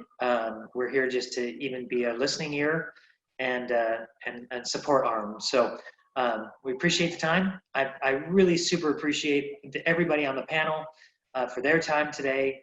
Luke, thank you for Better Business Bureau for putting this all together with GoDaddy and some of your other sponsors. And like you said, Luke, we're kind of here, and I think we can hang out if anybody has any questions. Thank you. And I want to speak on behalf of Better Business Bureau and a lot of the stuff we're doing with Empower. But Steve, we appreciate everyone you're serving when it comes to veterans, and having this partnership and really being able to connect and see veterans in action is really encouraging to me, especially coming from a military family. So thank you, Steve. And also I want to thank my panelists for hopping on board as well. But that is really it. My goodness, this is the first summit we've been able to finish on time. That is crazy to me. My goodness. And then, Luke, don't you have some parting wisdom or parting part of something or other? Yes, yes. So for everyone who hopped on, we will be giving out free GoDaddy products as well. We really appreciate that, and also co-working when things subside with COVID. So we're currently working on some of the rules when it comes to the co-working out of respect for the health and wellness for everyone. But we're super excited for that as well. But when it comes to future events for our attendees, if you have any ideas, please connect with Steve and myself. We're always open to getting veterans jobs or starting their own business or getting connected with the Valley as a whole. We think there's so much opportunities that a lot of people are missing out on. So stay tuned for that. And also do not forget, I feel like this is the umpteenth time, go to the Ask line and type in some things you need, some things that you really want to offer to veterans as well. I'm going to toss it in here. Boom. My goodness. So attendees, feel free to type in any questions. Steve and myself will be here to answer any questions. I know we have some of our panelists still on board. Feel free to chime in should you need to. But yeah, this is really it. Thank you for everyone coming in.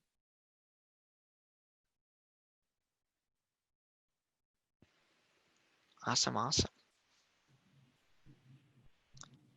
Wow, this is nice. We have a lot of people. Leah, thank you so much for joining us for this long period of time. Of course. I just wanted to wish everyone well and stay safe out there. If there's anything I can do personally or professionally, please stay in touch.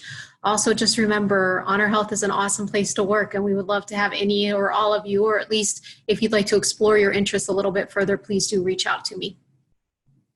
Thank you, Leah. And thanks for a great morning. Thank you, Leah. You're incredible, and I appreciate everything you're doing with vets. So unless anyone has anything else to add, be sure to throw it in the Q&A. We'll be here for a couple more minutes, unless anyone has any questions.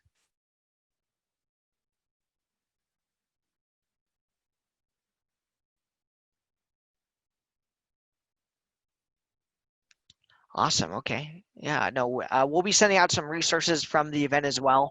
We have some follow-up emails in a couple of weeks. Within a couple of weeks, we'll be sending out some of the GoDaddy products as well as a thank you.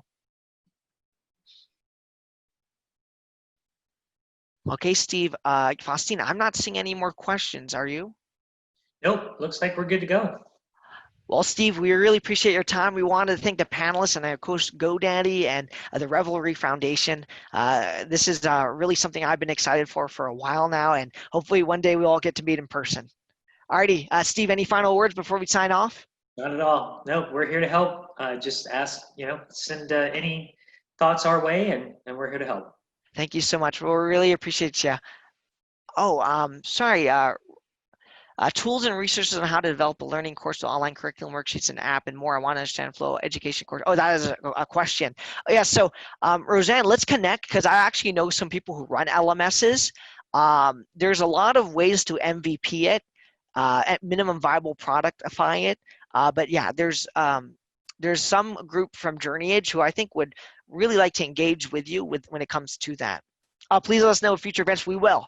We have some other events, and we'll also be giving Steve your email. So when he runs some specific events on his end, he'll be able to reach out. And if BBB is running some events, we'll be able to reach out as well. So Roseanne, I'll connect with you. Thank you so much for that question about future events. Thank you. What's your next startup event with GoDaddy? To be honest, this is actually technically our last summit during the season, but we intend on launching more programming come next year and the end of this year. So it'll be soon. We can't give you time right now because of the COVID excuse, but one day we'll get those details for you. But Roseanne, those are killer questions.